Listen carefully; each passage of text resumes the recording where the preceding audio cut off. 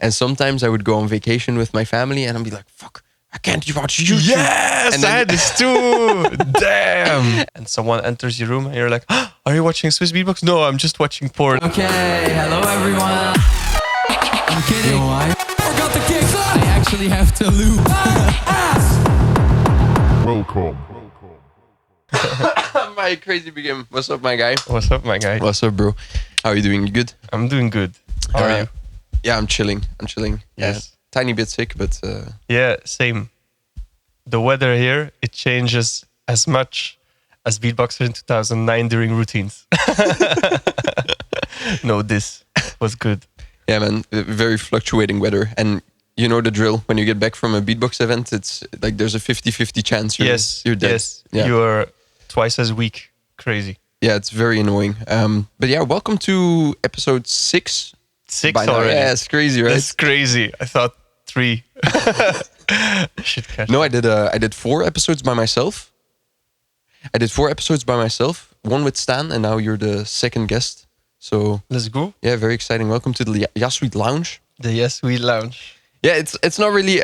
I will keep saying this. It's not really a lounge yet, but my vision was like Yeah, of course. my vision was like imagine you're in New York and you're like 10 stories up in an apartment, and then Yes. there's like cool neon lights and like Yes, actual 100%, sofas. Yeah, my guy. 100%. You get This it. is where we're going. This is exactly where we're going. That Make is- sure that he get that amount of subscribers so we can do it. No, it's definitely a goal. Yeah. It's definitely a goal. Fuck yeah. I was keeping an eye even on, as soon as I saw that I got a new follower called Yes Sweet Lounge, or that you shared Yes Sweet Lounge, one of these two, and I followed you, I don't remember. I was like, this is gonna work. It will work. It should. I want to be in the lounge. Fuck yeah. Yeah, man. Stan, like when I mentioned the lounge, he immediately started talking about like, oh yeah, and you have an e-hookah and stuff, right? A what? Like an e-hookah, like an electronical shisha. Yeah. And we have a bell, and when we ring the bell, like Wing comes to smoke the hookah for us, you know? This type of shit. Yeah, well, let's go. I think it's gonna be dope, but I have many questions what this will be about. So it's gonna be dope.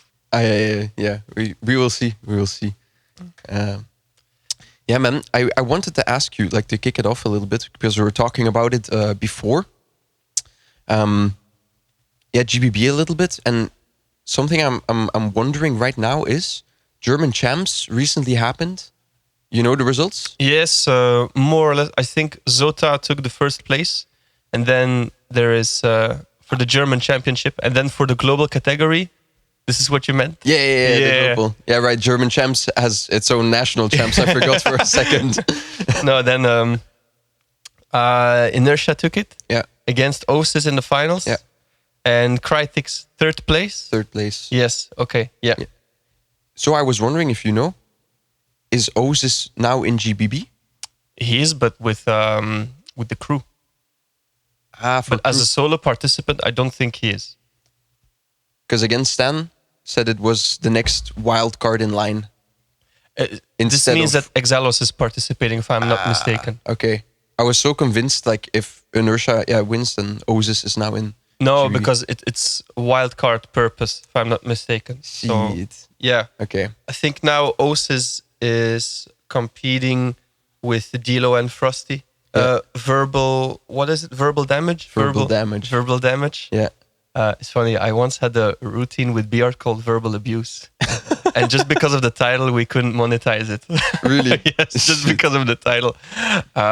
Yeah, but so verbal damage, where Osis is like part of, like there he's joining this kind of competition, not the solos. Just for this crew. year. I That's a think. shame. That's a Yeah, shame. yeah. I was really looking forward to hopefully stand next to him on stage for a battle. Yeah. Because I have studied him last few years, how he progressed, and it's so good.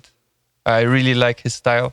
And I think he's also like a typical new favorite beatboxer of beatboxers. Sure. You know Yeah. what I mean? Yeah. Yeah. Very dope style. beatbox. Yeah, very Very beatbox, but beatbox. you can recognize the style and you can recognize the unique flavors and everything. So Immediately. yeah. Yeah, I remember when he was coming up, like in the NUE battles as well, like slowly making his name. So yeah, as you say, to see him get to where he has gotten already, it's very dope. Yeah, for Very real. dope. I remember at Vocal Total, 2024. Yeah. It was actually the same year as when he turned vice champion at GBB. I remember at Vocal Total, I was like, whoa, he's almost ready for the major stages, if you know what I mean. Sure. And at GBB, he was like, bum. Then he was like one of the, oh my God, guys, like, oh. Like you want to support him. Yeah, Fuck yeah. Exactly, yeah. It was super dope. Same for Kaji. I remember at Vocal Total, Kaji. Right. Right? Kaji was like good, but you could easily notice, I'm being honest, you could easily notice the moments where he could slip slightly and not at GBB. Few months after that That's was true. That's true. like this, no flaws, well, maybe now and then, but then you're just peaking. What I'm saying is like, wow, the evolution in these 3 months of Osis and Kaji is crazy. It's crazy for me that you mentioned Kaji in Vocal Total. I forgot. Like not as an insult. I forgot Kaji was there. That's so crazy for me. Yeah, but I remember his first round was one of the best rounds of Vocal Total. Yes. And he just lost against someone stable like Biscuit who delivers every round. But Kaji's first round was super good, I remember. Fuck. No, yeah, this one round. Like I can't remember what he did at all, but I just know it was amazing, it was loud, it was fat, it was there. Loud. It was loud. Yeah, true. Kaji and Oz is crazy shit, man. How are you feeling for the upcoming GBB? I have maybe like 20 different answers or something. Like at the same time, I feel so confident, but at the same time, I'm super afraid too, because I have the feeling I have everything to win, but everything to lose too at the same time. I never had this before. Like, and it's just in my head. It's all psychological, but as I said, I feel very good about it and very ready. Even still, I need a little more preparation to do, of course. But at the same time, I saw the lineup. I know those beatboxers who think the exact same as I do. And yeah, I have so many questions. But also, as I said, so many different answers and perspective on this question already. But I feel good and I look forward to it. And yeah, that's it. Fair enough. Yeah. It's like you say, there's a lot of like-minded beatboxers nowadays who are fully preparing and confident. And it's interesting to see, like maybe when we go back to maybe 2018 or 19, I feel like preparation for beatbox battles and like the skill level in general has raised so fast and so crazily. Like Kenny Urban won a GBB once freestyling, no? Yeah. It's changed so much. 2014 or 15. Shit. Yeah. Since then it's or was it 16? 16 or 17, no? Or 17 was Napalm. 17 was Napalm, so I Right. think it was the year before. Okay, yeah. Yeah, but Kenny did win freestyling. Yeah, it's so crazy to think about. And now everyone's try-harding. Yeah, no, Everyone's everybody. sweating, yeah. I must say, the last few years, there's so many new sounds, so many new tricks and rolls and different things to do. But I need to admit that in the last years, I don't think we made our biggest evolution in terms of how we put music together and deliver. There's a new standard maybe on the internet and on YouTube and music platforms to deliver beatbox differently, production-wise. But in terms of how we are beatboxing, we have new sounds and we have new roles and stuff, but we don't do... We are still here, and now we can also do this and that, but we didn't go that way. For example, like I don't know how to explain, but sometimes you have these revolutions of styles, like Napalm and Collapse did, for example, where Yeah. you're like, wow, okay, let's go. There's a new opening, like a new, just like a new thing. I cannot give it a name. Mm. And I think the last few years we didn't go that way, but we have still like a lot of new sounds in our sound kit now and these things, you know. Sure, yeah. You mean like no, maybe revolutionary Yeah, although maybe that pioneer stuff. Yeah, maybe this is happening now, but we just didn't see it yet. Okay, But yeah. from in our culture where we have a lot of beatbox battles, there I feel like this was not visible, at least. Mm. Of course, some beatboxers got better, put new sounds on the table, but not this crazy revolutionary thing. Maybe the one thing that was very revolutionary for me over the last years was the new way of delivering beatbox on Spotify and on Apple Music, and like very produced and very well taken care of, and with a lot of automation, all these things. Yeah, yeah. Like this was for me like a revolution to digest beatbox better. Let's say. Okay. Yeah, Also, the dopamine with Wing was so big, you know. Yeah. Like it was almost hard not to ever see it. Like It's so big. I think it has something like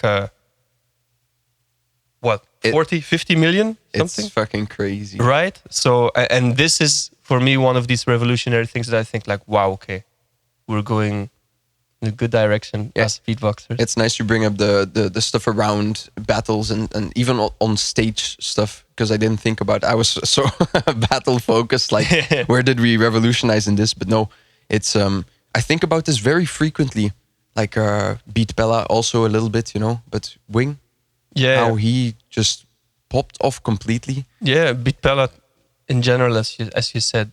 It's for me, it's an inspiration for sure. Yeah, big shout out to Beat Bella. Yeah, honestly, I haven't met half of you, but yeah, crazy good work. Honestly, yeah, like there's a lot of cover stuff, you know, but the thing I feel very inspired by Wing and a lot of Korean stuff is the production, just the professionalism of it all. Yes, exactly. It's for me at least definitely something I want to slowly work towards more. Yes, you know. Yes. 100%. I recently got back from Beat City. How was it? It was, yeah, once again. I only saw videos on stories and I was like, damn, I got this FOMO now. This FOMO, yeah. Well, I feel you, bro. I have this with French champs every year. I'm like, oh, should I go? And then with French champs? Yeah, French champs. Yeah, fair. I'm like, oh, should I go? And I'm like, no. Money, time. And then I see the videos like, fuck. No, I just wanted to say I did my first music video, you know, with other people that I didn't have to worry about too much. Like, okay, they direct it, you know, they filmed it. I'm like, okay. You did that in Japan? Yeah. Oh, that's good. They're good, right? Yeah, very honestly, efficient, very nice guys. All of them. Japan is so ahead in this game. That's crazy. Yeah, same. Yeah, with the events, like I'm very grateful. I got to do GBB 2 times in Japan to experience the way it is. You know, it's like okay, you have this amount of time for your sound check, and that's that. You have this amount of time for your sound. I say this as a positive thing. That's not always the case, you know. Yeah. It's very clear, very well taken care of in general. Everything. Yeah. Like as you said, the events, the production, post-production, all of it. So good. Super nice. Yeah, I have FOMO now. But someday again. Like I feel like the Japanese community and organization keeps growing, you know. There's all these qualifiers for Beat City now, and Beat City happens every year now, so there's always like something, even if it's a bit smaller. So yeah. But exactly. I feel you. It's scary. Like, scary? For me, it's a scary thought that for some reason we will never get to go to Japan again for a beatbox event. You know? Oh yeah, but no, we're so good. I think we're so good, bro. They'll get us. yeah. Okay. No, yeah, but I had this. I moved in my house in Antwerp with Ella like right after GBB 2024. Yeah. Like we just moved at that time actually. And I think that was the last time I've been to Japan. And I was like, I cannot wait to go home to my new home. Yeah. But at the same time, at the last day being in Japan, I was like, shit, this might be my last time in Japan for a while. Because of course I would still go there on vacation. But we kind of have the privilege that we get invited and we get to do all these great things. Fuck and yeah, so that's really cool. And I realized that like this was actually amazing these times we've been there. Yeah. Yeah. It's an honor. Yeah. It's it's like you say, it's something to be very grateful for. Yeah. I felt very sad leaving. Like It has this thing, Yeah, right? You're in Japan, and even the second time when you're there, it's like, yes, I'm here again. Okay, this is how it's gonna go. No. no, No. exactly. Before you know, you are home for a while, or like, which is great. No, I mean like, before you know, time's up. You need to get your flight. You go back to Belgium, in our case, or to a different beatbox event. Great. But yeah, Japan, because of, I think, our love for the culture in general, for the food, but also the beatbox culture there. Sure. This is like this extra thing that makes you want to go back as fast as possible because they're taking good care of beatbox. That's just it. Yeah. For real. Yeah, even outside of beatbox, like you said, everything around even it. outside of beatbox, that's the other plus, no matter how you see it. Yeah, for sure. When I first went to Japan, I was there for a very short time. But in GBB, I stayed there for like a month, I think. Right? Yeah, a month with Stan, I think. For like a week. Yeah, a month for a week. With Stan, I mean. With Stan. Yeah. No, I went there. I was there a week before GBB, chilling, doing everything I could. Then GBB happens, and then after that, I went to Kyoto with Stan. Yes. And then he went home, and I went to Osaka. So I was there for like a month. But the last week in Osaka, I felt like you have this beatbox event that's happening. It's so much dopamine and happiness, and you see so much people, and then after that, it goes like this very slowly. Even though Japan is amazing and you enjoy everything, the last week in Osaka, I was like very alone. I was like, fuck. Yeah, I get that. And I got to a point where like, okay, I wouldn't mind going home right now, Second time as well. So this last week in Beat City, I was there for a short week and everything was happening and it was so good that I feel like I got sad for the first time leaving Japan. Yeah. Because now I had time to actually process it and feel it, But yeah, no, everything around it, man. Fuck. Right. It's beautiful. But Beat City. Yes. Is there something extra that you want to tell about this? Yes. The reason I brought it up, music video, Beat Pella. That's it. I want to move more towards like the music video I recently did. Yeah. To. It's a nice way of working, right? Yes. Yeah. I'm 100%. sure you've experienced this but not recently because you work together with Maddox a lot or worked together. Yeah. But before that, I can imagine. But a lot of us do everything ourselves. You want to make a wildcard for the first time. You do your audio, you record it.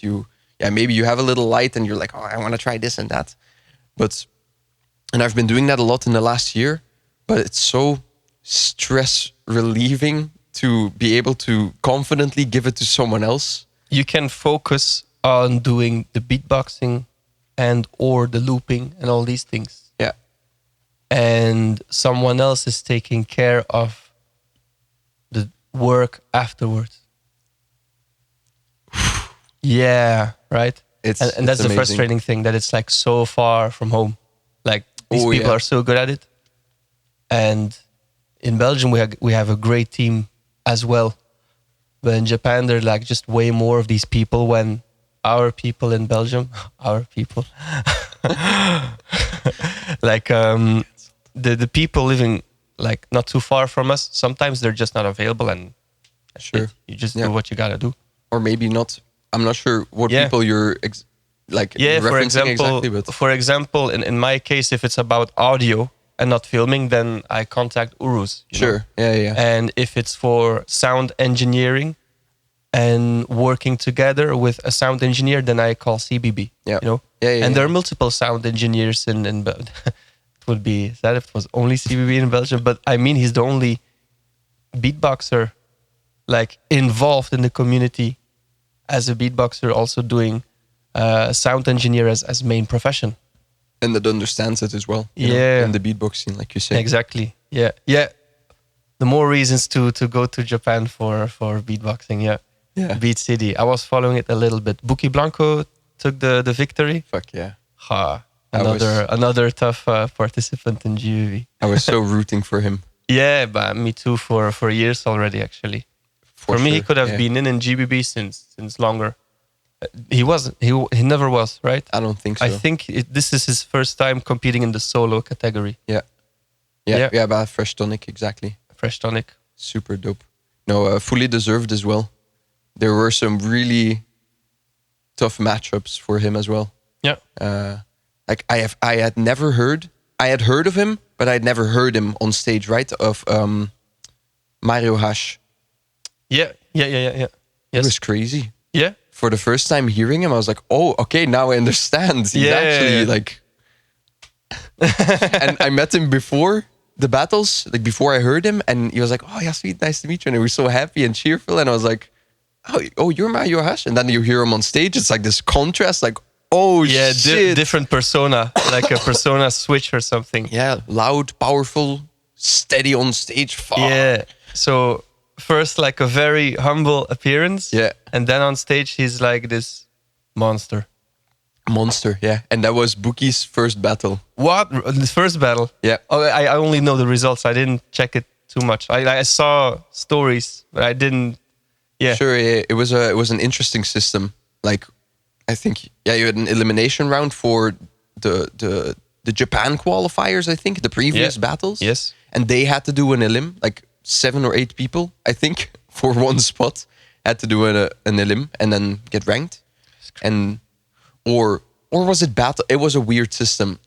Point is, Mario Hash won the thing to get into the real battles, and then first place was Buki. Yep. Elim against then the last Mario Hash. So first battle, yeah, crazy. I was super Okay. nervous for him. Yeah, I imagine. Yeah. Buki, before the battles, he was like, "Bro, can I show you like some rounds?" I was like, yeah, for sure, for That's sure. such a beatbox thing to do. Yeah, please. Can I please show you my rounds and then tell me I'm the best? Please tell me. Tell me I will win. Can I show it? Manifest me, manifest me, manifest me. Yeah. I do it too. But yeah, he asked me like, "Can I show?" And he did it, and I was like, like genuinely, like, fucking, don't worry about it, bro. Okay. Yeah, he's in now. He's in Buki. yeah, it's reality. Dope. I battled Buki Blanco not too long ago, actually. For you can't say I can. for the. Yes. I think we're on the same page. The Beat Fighters. Did you see one of these battles? Well, the underground stuff, right? Not Yeah. yet. Man, this is hilarious. This is hilarious. Shit. I've Go seen, check out Beat Fighters. check out Beat Fighters. I've seen some clips. You know. Best battles on the Florida. On the Florida recently, I think I at one moment I had tears of laughing. Not in the battle against Buki Blanco, but what battle did happen? There was no. I cannot spoil too much. You just have to check it. Yeah. Go to Beat Fighters. Check out all these battles. There's already a battle out. There are many battles out. Oh, but okay, from okay, okay. Florida, I'm not too sure. I think it's still from somewhere last year that we did. Sure. Oh my god, my battle against Padbox was horrible. But aren't all the battles horrible? I've seen the trailer, you know. Sometimes it's horrible, but so good. Sure. But yeah. mine was horrible, and not and good. horrible. Yeah, 100%. Yeah, man. So this happened during the Florida. Yeah, Yeah, yes, exactly. yeah, It was 2 a.m., 3 a.m. amazing. Yeah, That's where the best stuff happens. You know when you do these kind of battles, it shouldn't happen at 3 p.m., Yeah, 9 p.m. No, 3 a.m. when everyone's fucked, when everyone's maybe boozed up. Yeah, possibly. For example. Yeah. For example. Yeah, I'm like I said, I don't want to spoil, but I was just thinking out loud, like who was actually participating. But I do remember. Yeah, Yeah, no, exactly. I saw the trailer. I can imagine everything. Yeah. I can imagine it Yeah. all. Very good. Buki Blanco, Pacmax, Right. both of them GBB. Who else from people who were at Beat City? No one, right? Adi Kerang was there too, right? Yeah, he But was he's there. not participating at GBB. I'm just thinking of names that I already knew, heard live. You know? Yeah. Um, No, Beat City, no one, I think. no. Something surprising. I think you battled him in the past. I'm not sure. Did you battle Neon? Yes, I did. Right? I battled Neon in Osaka, 2023, right after World Championship. That's also a flex. Like not even in Tokyo, in Osaka. Yeah, exactly. Super It cool. was this beatbox event from Sarukani called Beat X League, and then Yes, right. Yes, And and- you battled Kaji there too, right? yes, in the This was finals. This one. In the finals. Right. But back then, as I said, Kaji 2024, all of a sudden he Sure. was there, all around, complete and stuff. In 2023, I actually had a harder time dealing with Neon on stage because he was going like all in. He was so locked in, and I remember from that point I really remembered Neon because he's very good, but he has these moments when he's locked in and is like, okay, I'm pressing the winning button. Sure. Yeah. Neon. Yeah, he's the reason I bring up his name is because from the Beat City lineup, he like the pre-qualifier battles that had to happen, he was the only name I actually recognized. So in my head I was like, oh, Neon might win the spot to go to the Yeah. battles. And then it ended up being Mario Hash, which was a bit surprising for me, you know. Yep. Yeah. Yeah, Neon Monster as well. I saw him battle Pastan when I went to Beat City with Stan for bulk. yeah, represent. Yeah. But this was 2025. Yeah, Yeah. in the summer. Yes. I saw Neon versus Pacmax, like the first. Right. Battle I did and- see that video. Like I think I it did was. see that video. Neon versus Pacmax. Yeah, Pacmax was so good there. yeah. For me, it was clearly Pacmax, but Neon, like he, you know, it's really on, powerful, loud, you know. Yeah. Yeah, Pacmax just got the jokes. Yeah. Yeah, it's overpowered As he does. as he does. Fun fact. When I saw the video of Pacmax versus Neon in Beat City, Yeah, I was kind of sure that Pacmax would win GBB. However, I was also thinking about Osis and Wing. yeah, And you never know with Kaji, of course, either. There are many great names, but it was because of this video that I was like, okay, Pacmax now has this thing where he's not thinking too much and just doing it effortlessly and being actually super funny and being a very recognizable beatboxer, even when Yeah. you just listen to him like that and don't see this goofy performance things that he does sometimes. Yeah, I was like, okay, he will go far. very recognizable. Yeah. Fuck yeah. It's it's again one of those evolutions, I feel like it's again one of those like evolutions like we had with Osis or Kaji. Like we've seen Pacmax throughout the years, and he was also already very good, but now it feels like he's super Yeah. established, you know. But it was from one moment to another, I feel like, because I had the feeling he was always growing consistently. Yeah. Maybe he had years with good or less good results, but for me, he was always getting better and better and better and better, slowly but steady. And then all of a sudden, GBB. Sure. Yeah. Another tough opponent. Yeah, 25. yeah. How do you feel that it's in Poland again? Kind of good. I would love to do it one time in Japan, or I'm not regretting the moment when I dropped out in Japan because I was not ready, if I'm being honest. But right, you were in. yeah, I was actually, but honestly, for the aesthetics and me being in Japan, you know the feeling. So this is one thing where I'm like, I wish it was in Tokyo, but at the same time, I remember performing at GBB in Poland, and I was like, oh, I can't wait to do this again. Yeah, it's a lot of returns, which it feels like fate, destiny. In a way. Yeah, Like, exactly. You're back. Exactly. We have River again. It's back in Poland. You know, Yes. Inertia is back. Like somehow Inertia everything is back. Yes, exactly. Inertia, River is there. Yeah. Dilo, when it for the first time happened in Shit. Poland, is there too. It's crazy. And yeah, and also what a good jury. Like, Who's the judges? I think if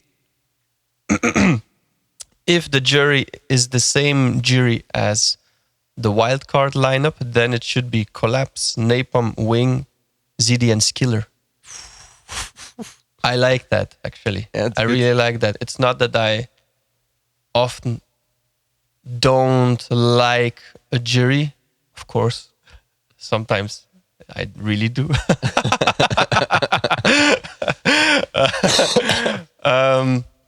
But this jury, come on, no comment. It's good. Yeah, no, Come on. it's a lot of variety. Yeah, a lot of variety, a lot of professionalism, a lot of understanding of different styles, Yeah, and a lot of experience too. So experience. Yeah, that's it. I think it's a bit of a shame that we don't see Wing again because he has so much potential. On stage. Yeah, Yeah. potential to win everything. But yeah, I Yeah. see him in the judge panel Yes. for sure. But if we're also really honest, Sure. GBB is this very major competition, maybe the biggest in I mean, yes, of course, in the entire planet. But Wing doesn't need a GBB title for. Wing doesn't need a GBB title Yeah. to be this kind of artist that has a big name or like a. I don't see anyone saying like, "Oh, is Wing GBB champion? Should I watch him? Well, he's good, but he's not GBB champion. Oh, fuck it, I will not see this guy." No, No, but I get no. I get what you you're this saying. with you do this with many people. You don't need a GBB title sometimes to be this good, but Wing is one of these that even when he got never second or third, not even top 8. Come on, Wing is doing great. He's things. doing great. Yeah, great stuff. And yeah, I thought about this recently. It's also kind of like beautiful, beautiful to see how he is involved with the beatbox scene. You know, Yeah. and he comes to judge GBB when Yes. he might not need to. You know, Yeah, exactly. Or he did like a video breaking down some of the wildcard decisions he made, Yeah, and that's also nice to see. yeah, Like I don't know what goes behind the scenes of like the Korea production or the team or whatever, but it's nice to see that he is doing this and breaking it down and giving his own view on things when he Yeah. doesn't need to. Same with the like I'm sure he could like disengage from the beatbox community a little bit, but that kind of shows he just he Yeah. he loves it for what it is, yep. and that's just me assuming, but No, yeah, Um, 100%. I I'm do thinking feel of that. other artists who do the same.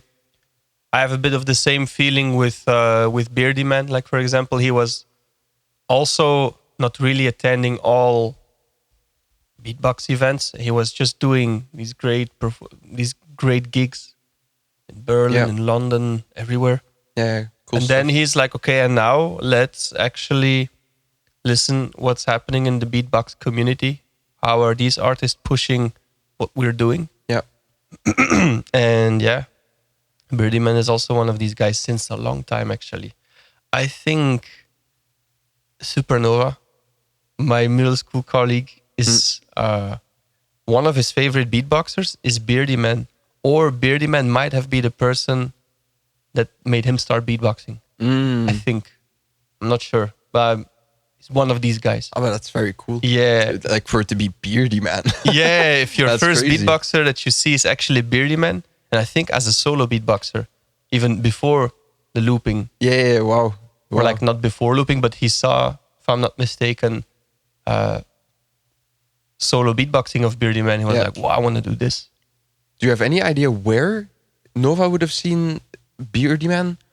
Because especially when it's so long ago, because Beardy Man is also... Well, already I just reaching think an YouTube, age. the internet. Sure, But, yeah. Okay. Yeah, it was not that he came to Brussels, I think. Something. Because, yeah, it's a very peculiar beatboxer to say I started beatboxing because of him. Yeah. Wow. Who was your beatboxer? Codfish, bro. Codfish? Yeah. Let's go. The Call of Duty videos, you know? Ah, yeah, this? Of course. That's crazy. I was a kid, like Yeah. 24/7 on the internet. Yeah.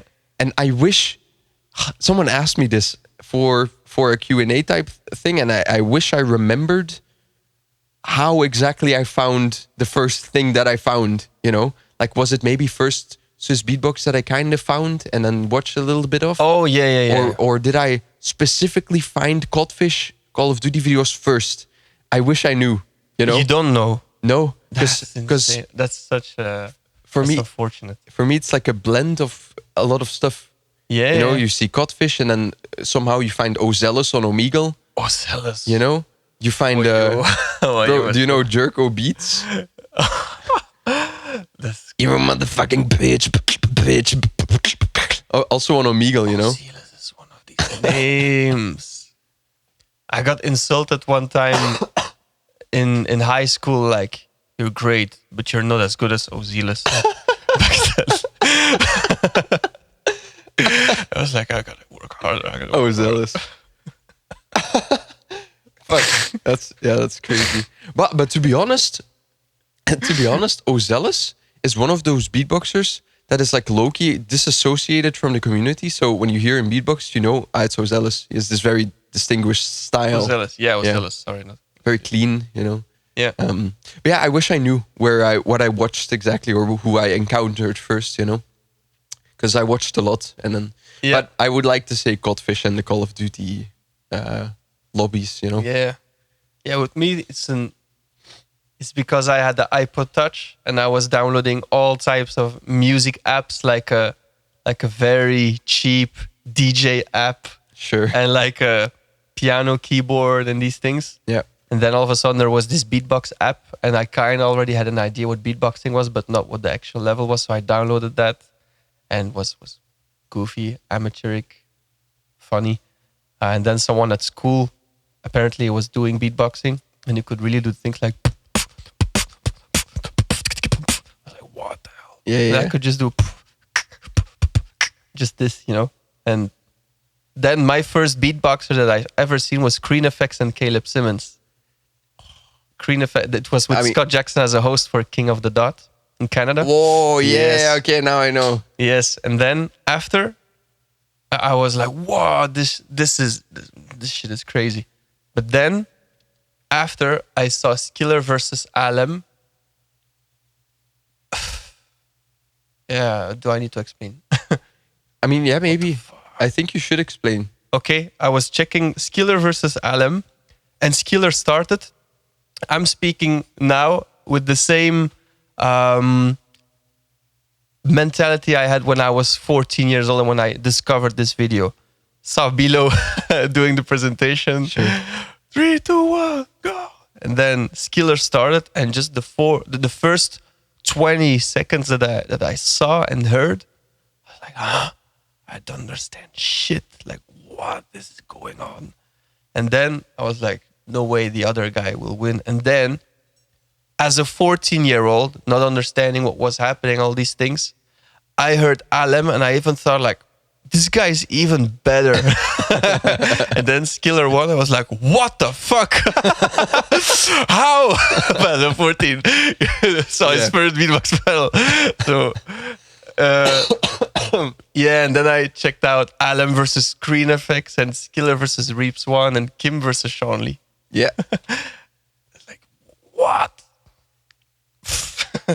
the reason why I have you explain is because for me it wasn't like this. Because I saw when I was younger, I saw Alemans Killer, but I did not have this effect because I didn't understand. You know, for I me, see. Kim and Sean Lee was the battle. Yeah. Like the poke flute shit, it was it was as you say, as a 14-year-old, it was too entertaining for me. Because you know, Kim is a bit bigger as well, so like the Snorlax poke flute shit for me was like, wow, this is so funny. Really? Yeah. There I was like, I was already this cocky at my 14-year-old self. I was like, what? Sean Lee doing this poke flute thing? I can do that too. This is the one. For me it was the opposite, yeah. Yeah, because I heard Kim his spit snares. First time I really heard the spit snare. No, not the first time, but first time I was like, wow, the sound. Fair And enough. I really thought like, wow, Kim is so much better. Now I listen to things differently, of course. Yeah, but same. For me, it took a while to actually understand certain things, you know, and to appreciate. Yeah. Like I was the normie that, like, you show your family beatbox and you're like, oh, wow, that's amazing. Yeah. That was me back then. And then, yeah, the more you listen, the more you understand and get like better, literally, you know, and understand more. So for me, the magic happened with Alemans Killer. That as someone who was not beatboxing back then, it was for me very nice to not understand what these sounds are. And it made me curious, like, how are they doing this exactly? And with someone like Sean Lee, who passed to top 4 and all these things, with him, I could already, for example, unreal, like, okay, there he's definitely doing and doing like singing, doing this old school sure. hip hop cover. Yeah. I was like, yeah. Yeah, you understood. Yeah, You with understood what Alemans Killer, I happening. was like, I don't understand a thing. I can And then imagine. as soon as I heard Babali, I had the same effect as you. You can dance on this? No way. Yeah. Yeah. Babali is something on its own. Like when I look back at videos from him, the quality of his like kick, even it's so different. It's actually crazy to look back at. Yeah. I never heard his kick in real life. Well, I did actually at Belgian Championships, but there, I mean, I'm not gonna say that the sound was not good in 2018, but of course, I just came back from La Cup, and the sound at La Cup was amazing back then. Yeah. And I heard Collapse back then. yeah, and Collapse got me also. Shit. Yeah. Back up. So yeah, I only heard Babli one time, and it was at Belgian Champs 2018. Great championship, but there Babli was not the reference that I hope to see. Yeah, sure.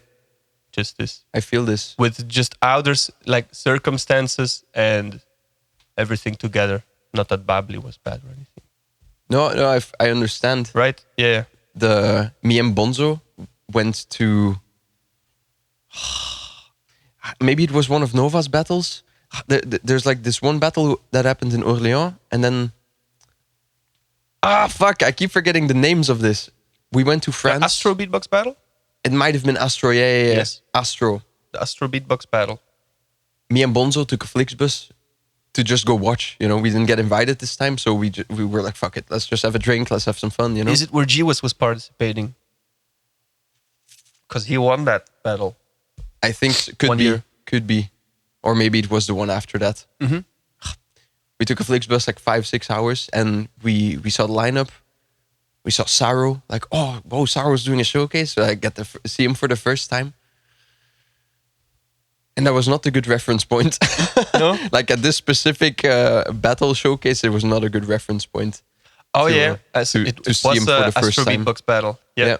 It was at the end of this event. Right? Yeah. Yeah. You see, guys, Yasweed is not impressed by Saro.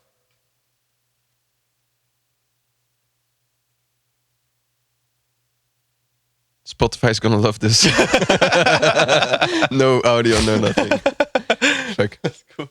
Sorry. No worries. Saru. Yeah, but Saru was cool in his own right. Fuck. Yeah, I love Saro. He wiped the floor. Yeah. Like, it You know, was even like undeniable. I have friends in my hometown and they came to me like, did you see this video? And they showed me Saro versus MB14. I was like, how do they know this? Bro, have you seen the views on this video? It should be like 50, 60 million something too. 50, 60. Oh, now you're letting me doubt. I thought it was a bit less, but also crazy numbers. Yeah. Yeah, it might be less. I'm just talking in like millions, like not Yes. just 1 million, 2 million, no, like actually 30 million or Yeah, 40. like this. Yeah, Between 20 and 50-ish, you know? yeah, it could be even, yeah. That's also crazy. That's crazy, but so deserved because MB14 understands how to use voice Yeah. a lot. And of course, looping. Duh. But I mean, Saro back then was also revolutionary with the looping. Yeah, Like, for sure. What? But I get it at Astro Beatbox Battle because it was a very, very good event. But sometimes you cannot control when the people are leaving at the end, and Saro was planned at the end. Yeah. Because Saro is Always. good. Saro is super good. And the Astro Beatbox event was super good. But some things happen and you cannot control it. I feel a bit bad for him because exactly it was planned at the end. But no, I met him for the first time last year at NUE, where Yes. he was also judging. I judged with Frosty and Saru. That was a thing in its own. I was there. No, you weren't. Yes, I was. NUE. NUE. No, you weren't, bro. Yes. This fucking guy. Don't lie. Are dead ass? Who won? Padbox? Yeah. Yeah. What? But I judged solo with Nova and but yeah, what the fuck? yeah. I'm tripping. But yeah, This guy thinks he's what the fuck? hey man, I meet so many people, man. Sorry, I got Japan jet lag. Yeah, jet lag like 3 months later. Sorry, bro. My apologies. No, No, but Sorry, I forgot. no, but honestly, I was also thinking now like, were there like different loop judges? yeah. So I had kind of the same, but I also remember that Saro was planned at the end. There as well, yeah. Yeah, but NUE's was also great experiences. But sometimes you can also not control how things are happening. Yeah. Yeah. And then ABC champs at the end again. That was my whole point. Like at the end every time. Yeah. But I understand, big name, you know. Like, oh, Sarah's going to do a showcase. Let's go. Yeah, it must be. I can't But maybe, imagine it, yeah. but we can ask Saro, but maybe he asked for it to be at the end and not somewhere in the middle doing 10 minutes showcase, but maybe really 30. Because I think he was releasing his album, or he did. I checked 1 or 2 songs. 1. Yeah, I know he was doing new material. Yeah, and I yeah, think yeah. he wanted to do as many as possible. And that was maybe the contract or whatever. I don't know. I remember him telling me Think like, out loud. "Fuck, I'm at the end again," but Ah, yeah? Never fucking mind. I don't think so. But ABC champs maybe, but and Yui, I remember him being like, "Fuck." Yeah. Mano, I remember we were sitting at the B&B at night, like on the coffee table. Oh, and yes. Of course, bro. Yes. My bad. I forgot about the Airbnb. It was so good. As It was well. really good, It was yeah. really good. I was very grateful. Wow. The guys here now must think that we do so luxury things with the Airbnb in Japan and all these things. We do. Exactly. My guy. Secret. But no, have you been in the APA hotel? The Appa Hotel. Yeah, in Japan. Like the APA hotel. Have they put you there? I'm not sure. Oh, was it the one from this year? Also. Like in Roppongi area? They're everywhere. It's like a mega chain of hotels. I'm not sure. I remember in Japan I was only I was in Tokyo, I think only in 2 hotels. The one from 2024 when we were a bit more In Toyosu, right? Yes, the JAL JAL. I think so. Yeah, Yeah, whatever. Sure. and the one in Roppongi. I forgot the name. I'm not good with names of hotels, but Yeah, maybe it wasn't Appa then, but yeah, maybe. like I remember the venue back then was just around the corner. For me, this was the best GBB. I know people say 24? 23. I know a lot Okay. of people say 2019, but I think from 2018 to 2019, we just made the biggest jump possible. And it was the biggest shock. Like, Dilo being in his I don't want to call it prime because we don't know what's happening soon. But Yeah. Dilo in 2019, we never saw someone winning like that easy, so fast. And I mean, I'm serious. Fair Come enough, on. yeah. It was like, come on, Dilo collapse 5-0. I mean, Back then, yeah. It was, back then, right? Yeah.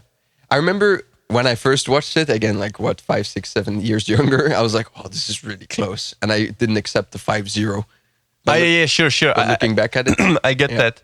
No, maybe I also judge different now, but I remember in 2019, I just remember now and then some moments of Dilo being very convincing to the crowd too. Yeah. And Collapse back then, just because Dilo was so confident and so hard hitting every single second, and Collapse had now and then a second when he was not. Although the beatboxing level was the same or higher or maybe a little, you can judge this differently, you know. But this doesn't even matter. What I wanted to say was the big shock effect for me was that Dilo, even against someone super big like Collapse, and there was River and there was the finalist.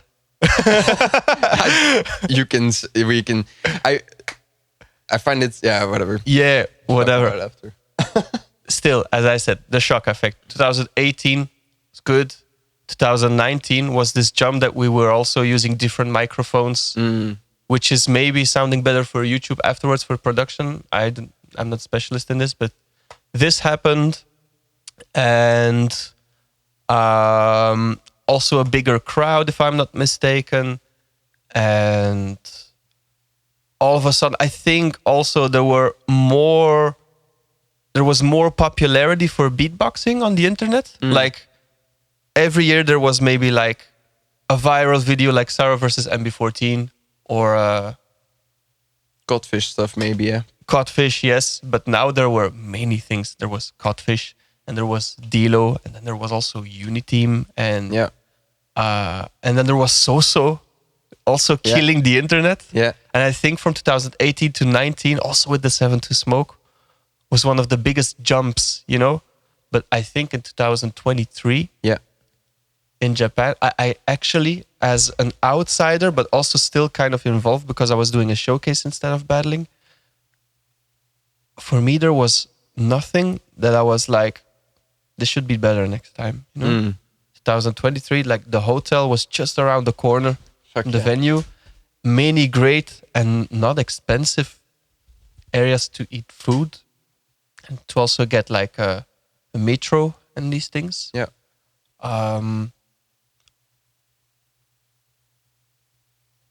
But I could tell myself too that maybe this also for me is a shock effect because it was one of my first times going to Japan. You know? Sure. So this is also possible.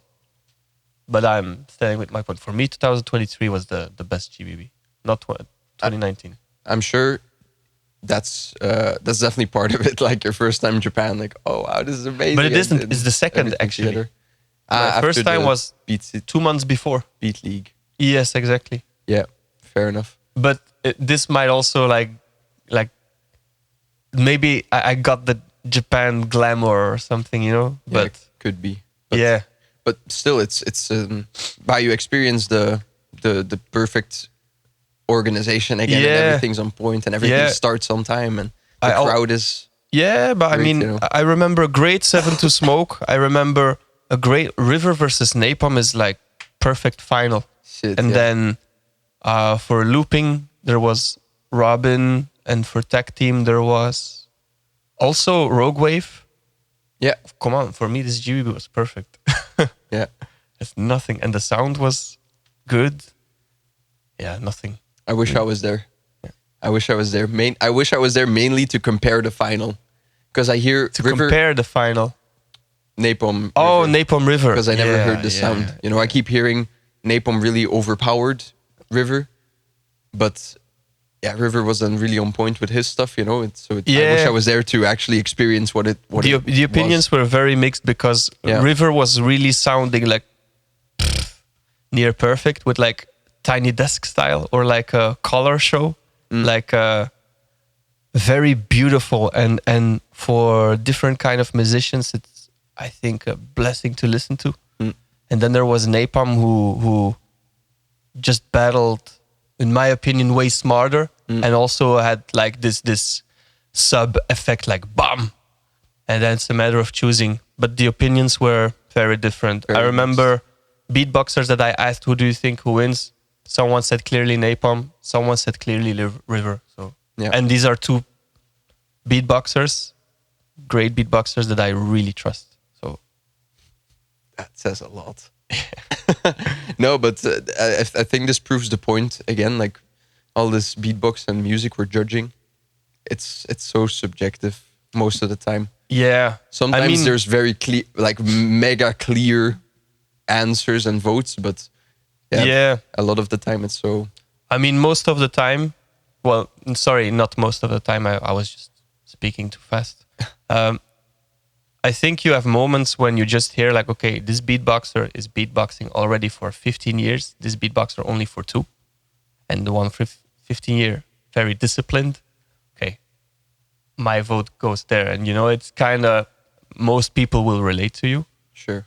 But there are maybe times when, for me, at GBB level, for example, for me, the most beatboxers are quite the same level. But I think what you can really judge clear for me is how you battle. Yeah. Because who are you to say, for example, that River is a better beatboxer than Napalm or the other way around? For me, these beatboxers are so peak. And then same for Dilo, same for Collapse. These people are top of the planet. And then I think it depends on the day how you beatboxed. Was the execution good? Yeah. How did you get the people? Did you get the people? And if not, did you still do a great job? Yeah. Did you do a good job at it, or did you perform poorly?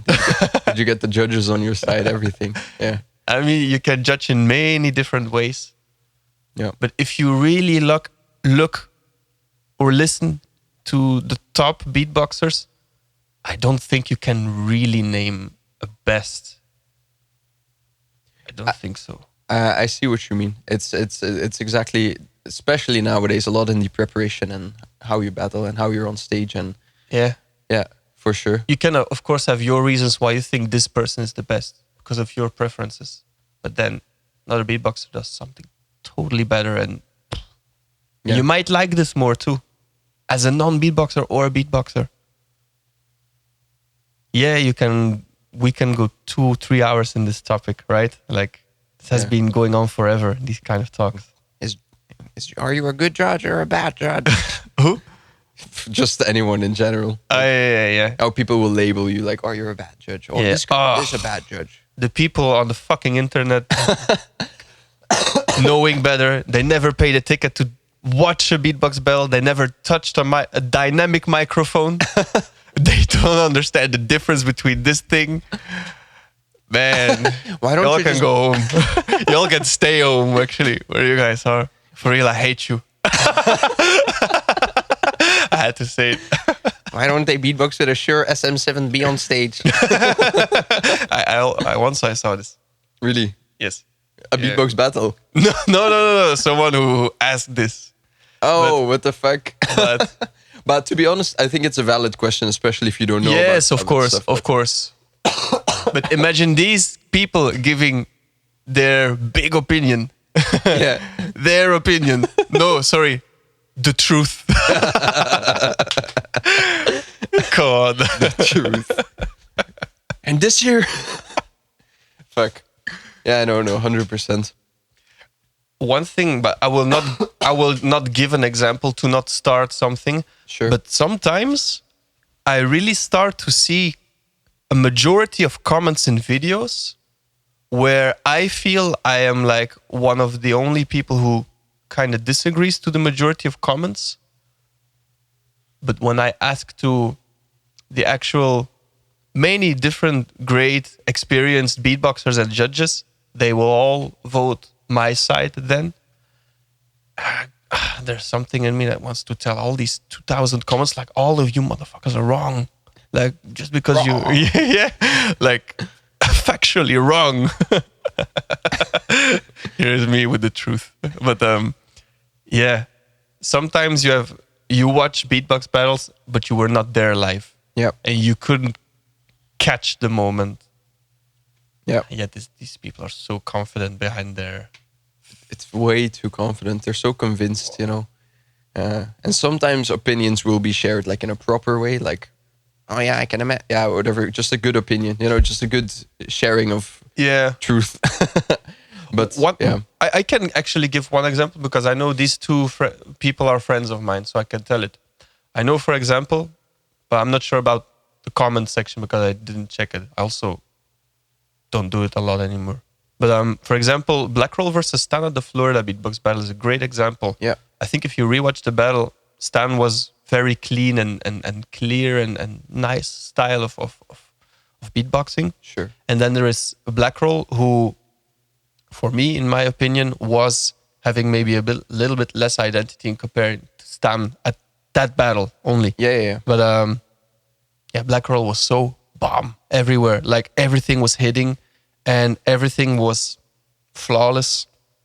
And also very in battle mode. I could give 20 reasons why for me he took it and why the entire crowd really felt Blackroll took it. But then you watch the comment section and they're like, what the hell did Blackroll win? And you're like, come on. And yeah, you weren't there live. Yeah, it's impossible to judge. And I agree from a video stand-up, from a video point of view. I could rewatch him like, oh, stand there, sounds good, but it's not a studio session. It's a live beatbox battle.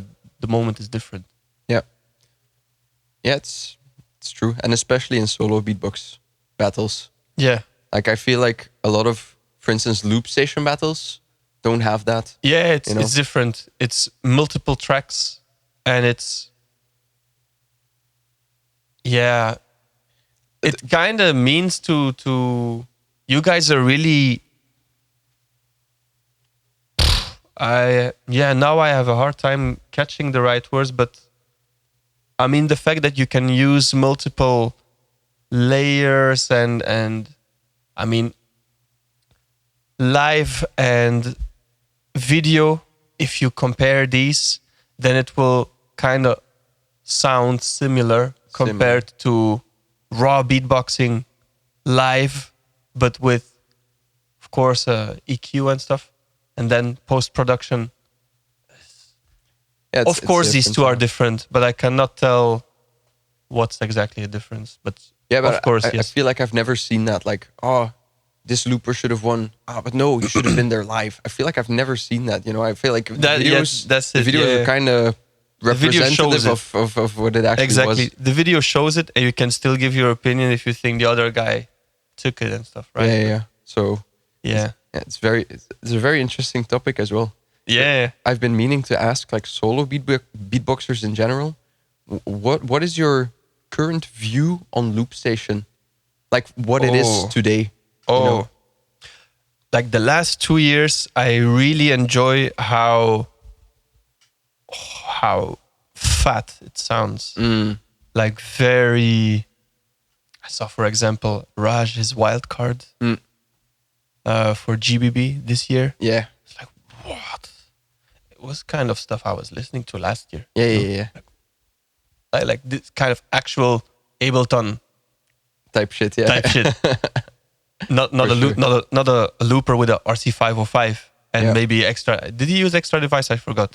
Cables. Okay. That's a thing nowadays, yeah. Okay, yeah. But so I was like, whoa, this sounds good. Yeah. This sounds super good. But I think most solo beatboxers, view is like, especially when you're really focused on wanting to sound good raw, instead of using a lot of post-production.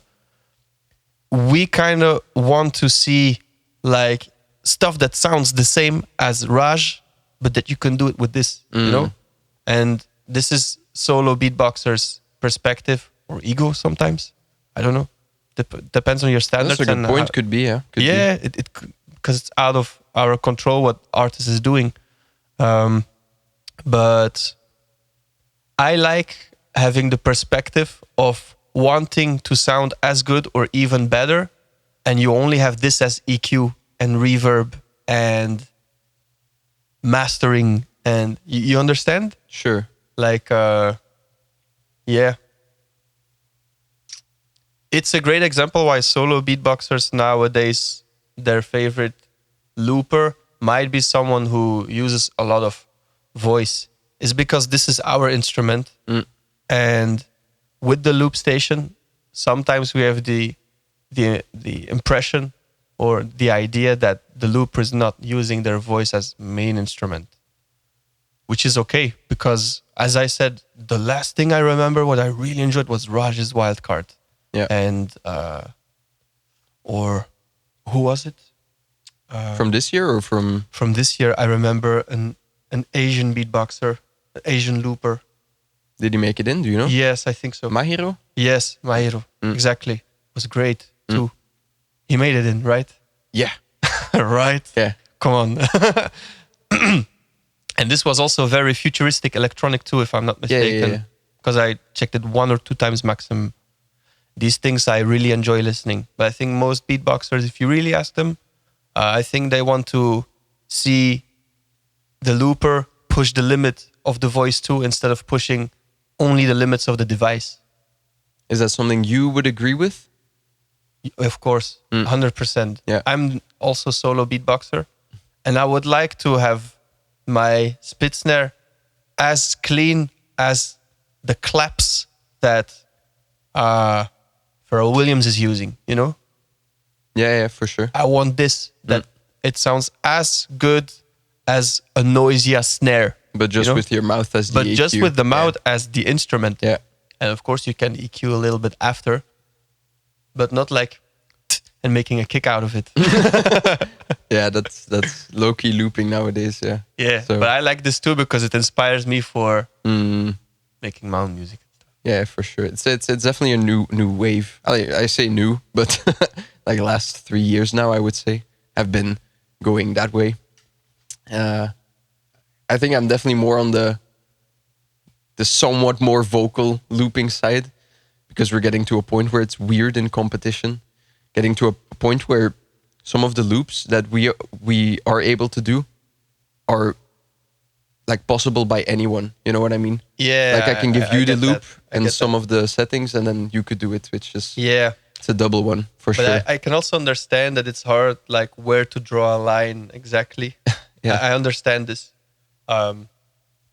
But I really enjoy watching loop station battles and just people play dope tracks. Diss tracks. Yeah, you can actually enjoy it. Yeah. It's like yeah. Yeah. No, it's a good point, because if there's like, it's good to have a contrast probably, because if there's only vocal loopers, then there's probably going to be like 50% bad ones and not enjoyable to listen to on Yeah. stage. And then yeah, it's a good contrast maybe for sure. I think what the loop station where it was the biggest evolution in loop station for me, like the positive evolution of what you brought to the table, is how clean you guys sound mix wise compared to 10 years ago. For sure, yeah. 100%. And also like sound design, like it sounds like actual great synths that you would actually buy these kind of plugins Yeah. to have this kind of sound, and you guys do it with the loop. That's cool. Because Yeah, back then it's we needed to find like you do pitch bend and then you do a sucker punch and then or like delay and you put it on 100 Yeah. as to have like bass. Like that's great production trick, but it's also easy to do on Ableton, for example. Yeah. But now what you guys do as a looper is like, whoa. like you're not trying to sound like this. You are actually starting to sound like that. Yeah, I okay, feel like- sure.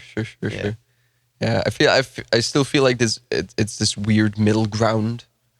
Yeah, it's just a middle ground. It's not produced, and it's not Yeah. beatboxing. Yeah. It's this weird middle ground of what you actually want to do. Yeah. You know, for instance, I had this conversation with Rage.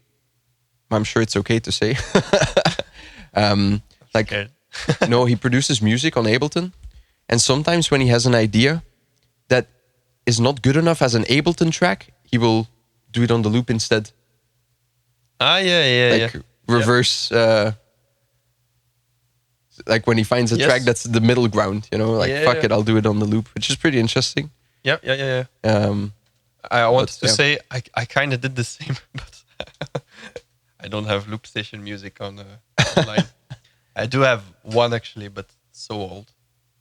It's on my Carry On EP, but it fuck. was one of my first projects. On the loop. Yeah, on the loop, like but with looper, but not only LoopStation, but also with keyboard. Yeah. Okay, got you, Yeah. got you. But It's a looping project, yeah, but it's fine. I'll what I coach wanted you. to add in this LoopStation thing, because I don't Yeah. entirely want to end this topic how I ended it now, from my side, is that when I say, for example, that people back then tried to sound like this kind of music, I realize that's not entirely true, because they're like people like, for example, Dub Effects. They were already sounding, in my opinion, perfect, you know, since a long time ago. So what I more mean is for competition side, like Sure. finding new electronic revolutionary things, tricks. Yeah. Yeah, I'm sure It's that very hard on this with a microphone in front of your nose to have all the words exactly as you want them without harming everyone. But don't worry, I will still harm some people on Without purpose. Yeah, voilà, that's it. Yeah, Yeah, and like looping. like you said, it's very difficult to draw a line, Yeah, especially nowadays. In my opinion, even the MK1, MK2 right now is like getting to a point where do you draw the line in the MK2? exactly. Already, Right? you know, But I'm kind of sometimes afraid to ask this kind of question, because now and then I have to judge loop competitions. Yeah, But when I judge these loop competitions, I'm kind of capable of doing these. I could never judge a GBB LoopStation battle. I mean, I can give my opinion who I think who won because of some standards and then ideas and experience. sure. But MK2 based, knowing the instrument and knowing what has been done, what hasn't been done in the scene, I can judge it like locally, or like, if I can name it like that, the smaller national championships of some countries. You Okay. know? Yeah. Like there, I believe I could judge it, but because of, again, how you mix a track or what kind of effects that you're using and how, at this point I can understand it. And I cannot say reproduce it flawlessly, but I understand what's happening, you know? Yeah. But at GBB, I have no clue what Raj did. Yeah. I have no clue. It was just this, like, wow. It was nice. You enjoyed Yeah. it. Yeah. And I cannot tell what the hell was happening. But yeah, I don't blame you. It's an interesting future we have, I think. Because where does it go? You know, what if they bring out an MK3 and there's even more bullshit that's gonna be abused? You know, like It's gonna be MK3. like how far are we gonna go from? I said a really good quote and I'm super proud of it. How far are we gonna go with looping where it still makes sense in the beatbox context? Oh, yeah, know? yeah, exactly. I How far don't will we still? I don't know. I cannot tell too much, but I heard there's a competition starting where they will bring back the original effects that you can use. Yeah. That were allowed back then. I'm not sure if I'm not sure who will be competing. If you speak, you're in big trouble. No, what I'm saying is I actually already look forward to this battle. But I am wondering, that's the right sentence, I am wondering who will be competing. Yeah. Because I imagine that some very electronic beatbox loopers will maybe not be competing, and maybe some from past generation or other beatbox loopers who are still more doing with voice, maybe these will be more in spotlight. Yeah. And I have that's the thing, I have no clue what's gonna happen. I agree. And there I look forward to. It's exciting. Because now you can make your predictions, like who will win this GBB, who will win next GBB in Loop Station. Yeah. But there, in this competition, I have no clue. I think we will see people that we haven't seen yet or haven't seen for a long while. Yes, exactly. I agree. It's because how long has it been? To be honest, it's been since 2000.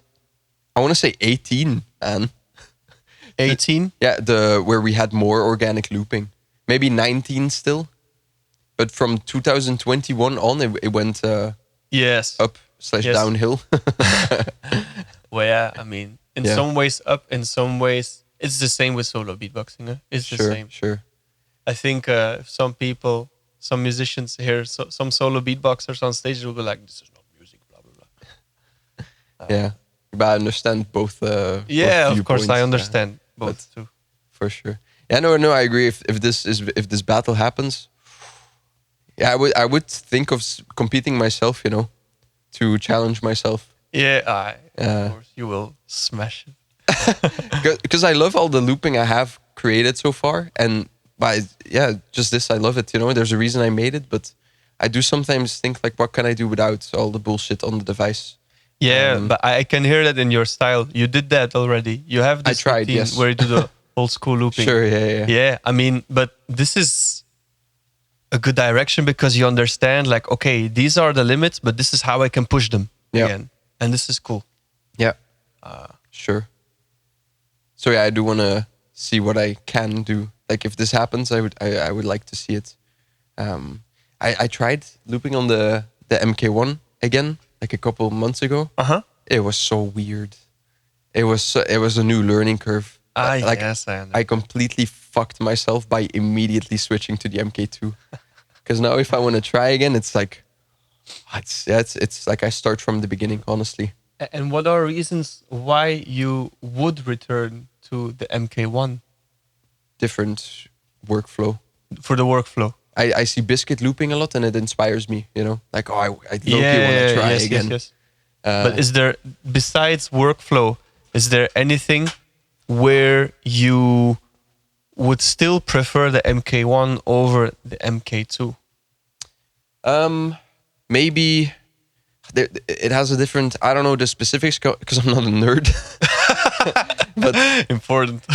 No, but honestly, it's like He's this. not a nerd. But the sound on the MK1 is different, and you can get away with more extreme mixing stuff on there, like compression-wise. Yes. That's why some of Biscuit's stuff works so well, where you can put a distortion on something and it will mesh better than if it's on the MK2. I pre-ordered this thing, the MK2, and the first week I quit. I was like, this doesn't make any sense. Everything sounded different. EQs and filters work different. I think I even remembered that when you said that. Fuck. Yeah. I was so shocked that I quit looping after a week for like a couple of weeks, months even. And then I got back into it, of course, but it was very different sounding. Yeah. So It's a new instrument. It's kind of an upgrade, but it is a new instrument too because there are new things on it. Yeah, it's everything. And different too. New instrument. Yeah. And if you remember, on the MK1, there's like the input knob you can do for your mic. Yeah. And it disappeared on this one. Yeah. And everyone was like, fuck, we're cooked. No. And then you realize you don't need it because you just need to EQ everything properly, Yeah. So that I was, really like on the MK2 that the faders are longer. It's same with DJ stuff. I DJ now and then, and when I use my own small DDJ 400, I'm used to the small faders, but when I get to mix a big one, I'm like, oh, yeah. wham. Yeah, but it's like you this say, it's like a new instrument, and you get used to it anyway. Like Yeah. even if it's shorter, you'll be like, okay, fuck it. After a week, you're used to it, you know. But yeah, the faders on this one, man, they're so bad. On this one? Yes, What? like they're longer, For real? sure, but there's this thing with the faders where first of all they break really easily because they're plastic. Oh, So yes, if you're- I've seen that with people. If Yes. you're a little bit too rough, there's a chance it might even break off. Same on the MK1 from what I think that happened with Saro. I think that happened with Saro in could be. Yeah. West German Championship. So yeah, that's possible. I think I remember I was with talking a Bonzo. lot about Saro. I talk a lot about Saro. We love him. We love him. It's very randomly. I didn't talk about him. Yeah, No, whatever. it happens. I was with Bonzo once. He was looping and he was like showing something and he was going crazy and it just popped off like on the ground. It flew away. Like just a fader that pops off. You know. Yeah, It's a shame. yeah. But not only that, on the MK2, sometimes when you put your fader completely down, the sound still plays. This I have to. So yeah, that's why. But I thought That's it was just my MK2 No, after maybe very common. dropping this box accidentally. I didn't do it, but maybe this happened to. Yeah. So yeah, no, very common issue. A lot of loopers. Okay. So in this regard, like it's just still a plastic device, you know. So yeah, looping. Christoph, it still plays. Look, but can I restart? Can I restart? I restart? We have 3 restarts, right? Shit. Yeah, restarting is one more thing. Come on, man. Imagine a solo beatboxer says it. Can I restart my solo round? I messed up my pattern. Come on. Like unplug the XLR. Also, I'm sorry. I'm so sorry.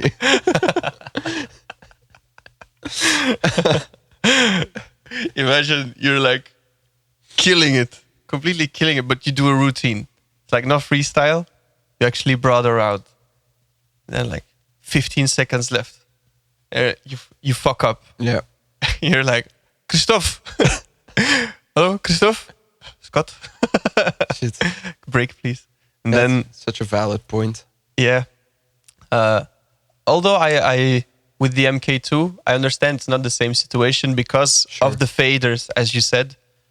I experienced it.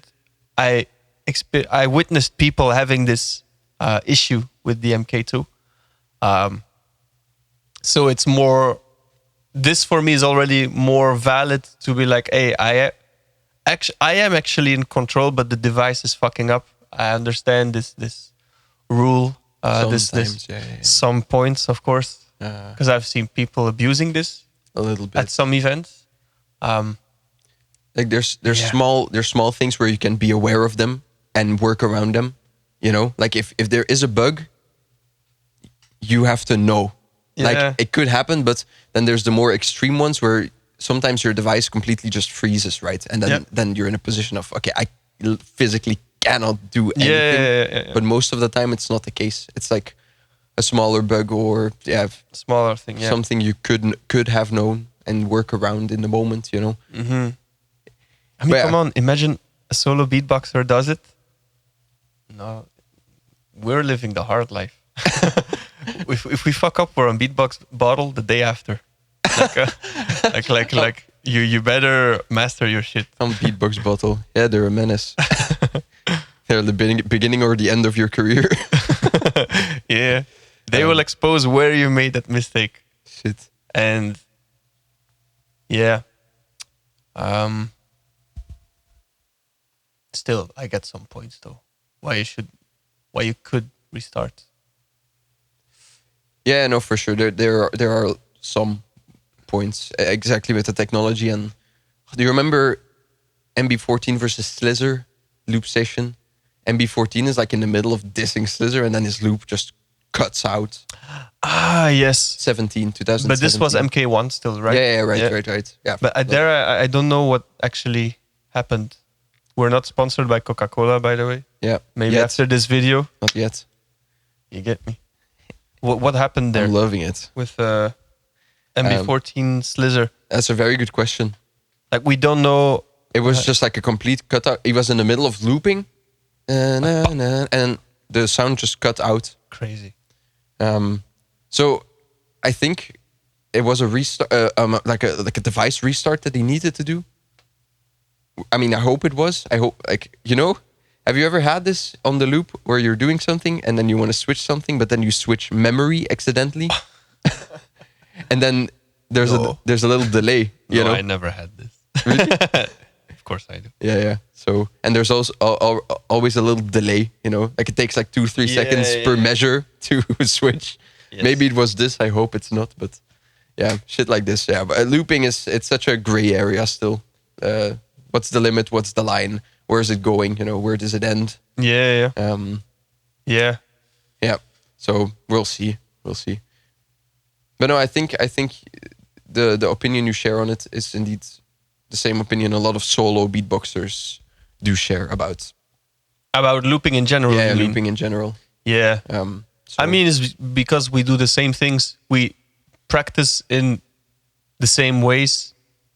We only have the dynamic microphone to perform our stuff with. yeah, And when we see someone also competing in a beatbox battle right after us, it brings questions, of course, but also inspiration at the same time. yeah, can imagine. I think I take inspiration like this too. If I see crew or tag team or solo, you know, it's very, and not even for loops only, you know, not only inspiration for loops, but also sometimes you see a category and you want to do it yourself. Like, oh, you guys are so cool. Let's try, you know, let's do some solo, let's do some crew tag team. Whatever. Yeah. It's nice to inspire. Can I ask you a very random question? Please. For this GBB that's coming, Okay. you can choose any category. What artist are you the most looking forward to? In everything. You can choose any category. But let's get the personal bias out of the way. I'm obviously looking forward to your battles in solo. But let's see outside of that. I like all categories. Like genuinely, I enjoy seeing them. Tag team. Oh, no, my mind is blanking. You asked me this question, I'm thinking too hard. I can go first if you want Yeah, to. please. Like, Let me think. honestly, like since the last weeks, I am looking forward to listen very carefully to Inertia. Yeah. And when you check the names, you could put him like with one of the people where you're wondering things about. But lately he has been participating at most GBBs and 7 to Smoke and Great North and all these things. Sure, yeah. But now I have the feeling that Inertia is going super strong. Like he won again the German championship and he won a wild card. Yeah. And Yeah. I mean, some last editions he didn't make it in because of a wild card or he didn't pass top 8. But now it's like the other way around. He's like winning actually things and really mastering what he's doing. Yeah. So I'm looking forward to Inertia. As participant, non-participant, you can choose. I really want to check it. Fuck yeah. And yeah. The last 2 years, I feel like seeing Inertia kind of. Let me start here. In 2021, Inertia was like arguably one of the best eliminations back then. You know, like if not the best, it was such a shock. He was first. He was first, I think, in the elims. Deserved. Fuck. I remember the feeling. Wow. And then after that, I kept seeing him, and I felt like I put him too high in my head, you know. And then I see him at events again, and it's not the same. It's not the same. Until I saw him again at GBB last year, where I got the reminder, like, oh shit, this is how good he can be. Like. Yeah. So yeah, I have the feeling it's not every time his fault, you know. Every beatboxer fucks up now and then.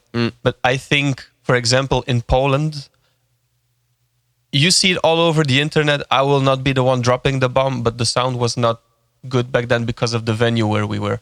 And some people just brought the magic back, even when the venue was not optimal for beatboxing. Yes. So there were people like Napalm who was shaking the building with a good sub bass, for example, but also Inertia, who was in Europe not too what's the right way to say it? Everybody knew Inertia from the internet. Yeah. But the people in Europe, most of them never got to experience him live.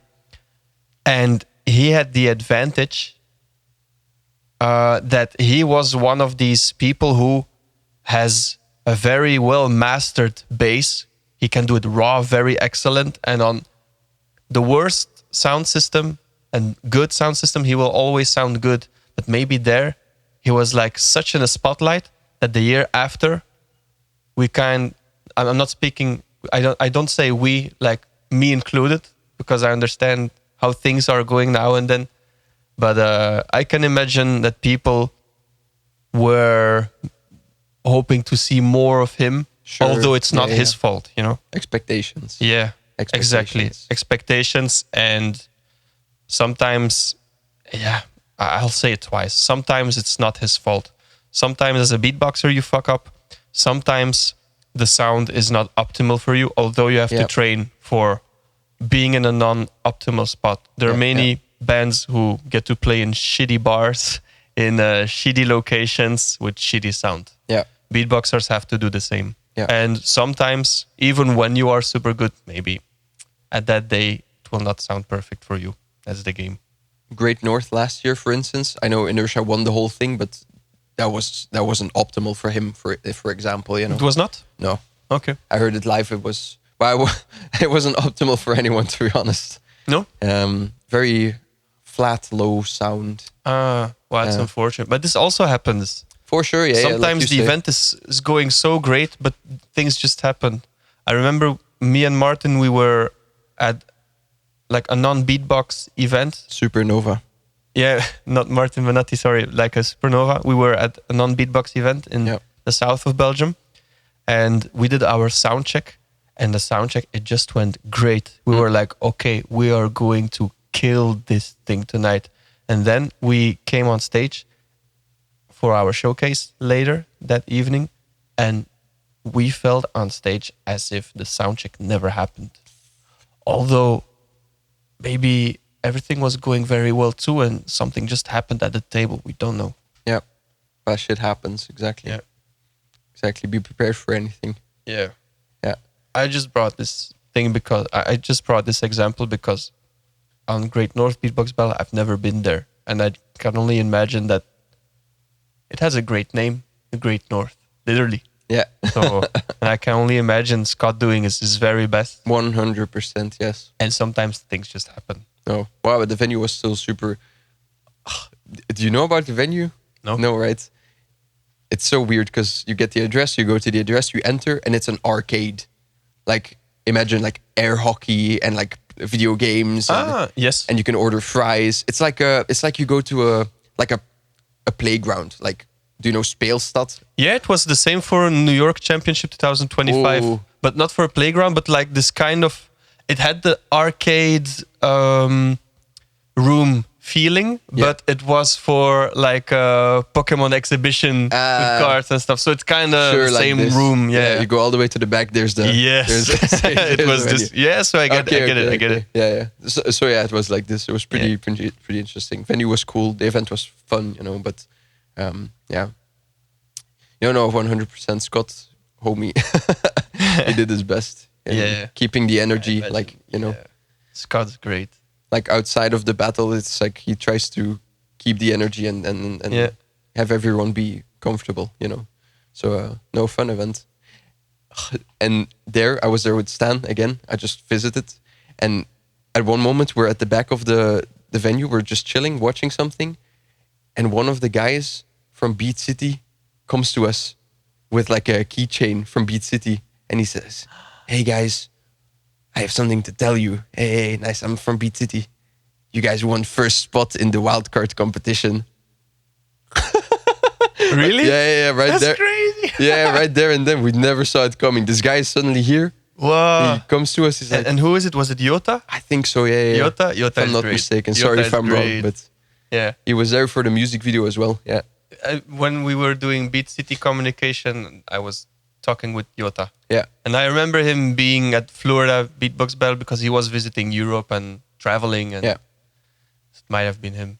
Yeah, great. Yeah, Nice. Imagine someone comes to you. Hey, you worst. and this. I was about to go full Dutch. Kom, dan doe het zo even. Fuck no. No, it was so random. Like, and it's not just a random guy. It's like someone from the organization. You know, it's like, oh yeah. There were some times where I was doubting, like, oh, should I have come to Canada for no reason at all? And then that happens, and you're like, oh yeah, there was a reason. Like, it all comes together. And let's be honest. Yeah. If you are first place, then you would like to have or receive the news at the live beatbox event. Someone telling you instead of you looking on your phone and you just woke up and. yeah. Oh yeah, I won. Like, oh, I got tagged. Oh, I made it in. Yeah, no, it's great. But when someone tells you from the organization, like, man, you guys were sick, you're first place. Oh, exactly. That's what you want to hear. Exactly. And it was even better because me and Stan were low-key like discussing should we even go, because you know it's Japan and money and whatever and time. And then that happens and you're like, okay, we have to go. We have to go. Yeah. So no, super dope experience. So glad I went. Yeah. Yeah, big up Jota. Big up the whole Beat City team, man. Yes. Communication is crazy for good. me it's great. Yes. Yeah. I think the same. I love how in the emails and DMs on Instagram they always like say, hey, this is this person. Hey, this is Kazuto. Or, hey, this is I think it's kind of necessary. You want to know what person you're dealing with. If there's any misunderstanding, any questions that you have, you don't want to just ask it to something but someone. Yeah. Yeah, no, it's very nice. Especially if you met them and you can put a face on it. You're like, okay, we're exactly. emailing with this person. Exactly. Very, very nice. 100%. Yeah. How the fuck did we get here, man? Beat City, Great North, Inertia. Oh, I'm so nice. It's amazing that wow, that's crazy. Wow, yeah. Go back to your question, which I had an answer to 1 minute after you started, and now we're here. My answer. These talks are crazy. my answer to who am I looking forward to? I'm very happy that Footbox is finally in. Oh. So Footbox. Yes, Footbox. Because I know he will kill the elimination. Yes. I'm sure. I think he's kind of one of the people who can score very high in an elimination, actually. Fuck yeah. Not just pass, Yeah. but he can score high. Because 4 minutes of Footbox.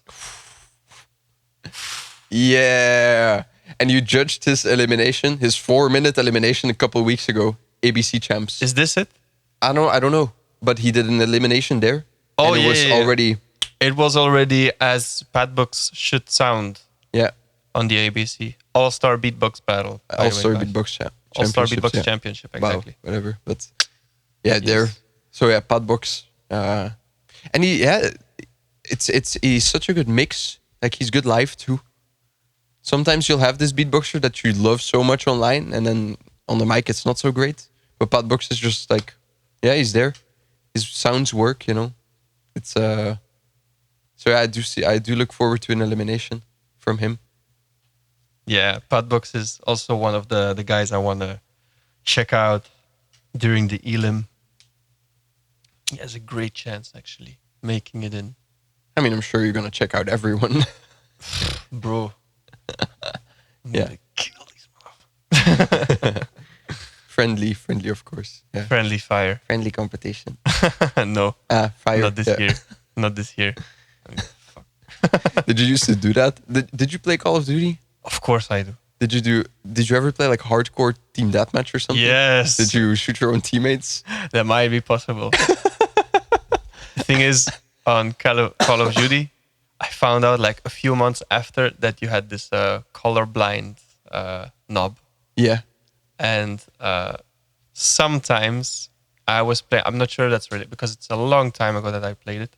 But I remember as soon as I put on the colorblind visual, then I got to see like who is my own teammate and who is my enemy. I could see it way better because sometimes it's like, oh shit, this is an enemy. Yeah. Fuck. And this worked on hardcore then. No, it might be possible that with hardcore I was just shooting my own teammates. I have no clue. So I don't know. Yeah, friendly fire. That's why I asked. How is this guy not dead yet? I'm not sure. Which one did you play? I did My first Call of Duty was Modern Warfare 3. Mm. And then I caught Black Ops 1 because I was missing out on that one. And all of my classmates were talking about it, like, yeah, Black Ops 1. Okay, I'm going to get it. And Modern Warfare 2, so I got these two directly. After Black Ops 2, I really enjoyed, and I think that's... I had Call of Duty Ghost 2. I'm thinking out loud which ones I had, but the one I enjoyed the most was Modern Warfare 3, my first game. And Black Ops 2. Yeah. Number 2, I mean. Yeah. Black Ops 2 was... With the futuristic... It was 2025 there. Yeah. That's crazy. That's crazy. And I think war could look like that. But I don't want to do too much research because the world is dealing with shitty things right now. Yeah, Crazy. for sure. But so I don't want to talk too much about this topic. No, but it is an interesting 2025. Yeah, right. Yeah. That's so right? cool. It was 2025, Yeah, I'm right? pretty sure. Yeah. I'm pretty sure. Like Nuketown 2025 and stuff. Yes. Hijacked. Have you ever seen Hell yeah. Oppenheimer, the movie? Not yet. That's crazy because... The 3-hour window scares me. No, it's kind of... It's a movie where you don't have too much Fast and Furious, Jurassic Park, over-the-top action. Yeah, sure. Shit. But for me, it was very interesting to keep on watching because of the dialogue and because of the choices people had to make and stuff. Okay. But this Nuketown reminded me so hard of the typical Call of Duty Nuketowns. It was like, I've been there. What's this kind of environment? I was like, oh, right. This is like actual Nuketown. And okay. Like, because for me, a Nuketown, I remember it back then as a kid while playing it on Call of Duty. Of course. Anyway, this is non-beatbox talk, but... Does not matter. I want to expand in the future. You know? Let's go. Like, I find it so... just limiting, you know?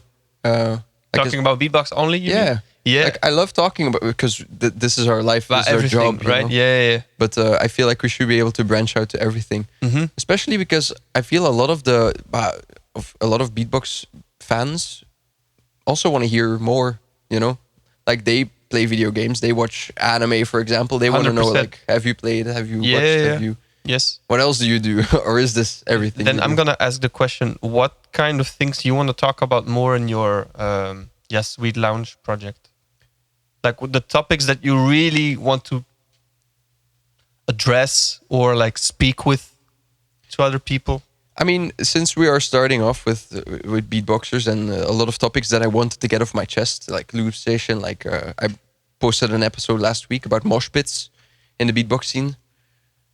This type of stuff, I do want to talk about beatbox and LOOPSTATION and check with solo beatboxers what their opinion is on LOOPSTATION and my own expertise, you know, see what I can get out of this. But apart from that, literally anything I could talk about.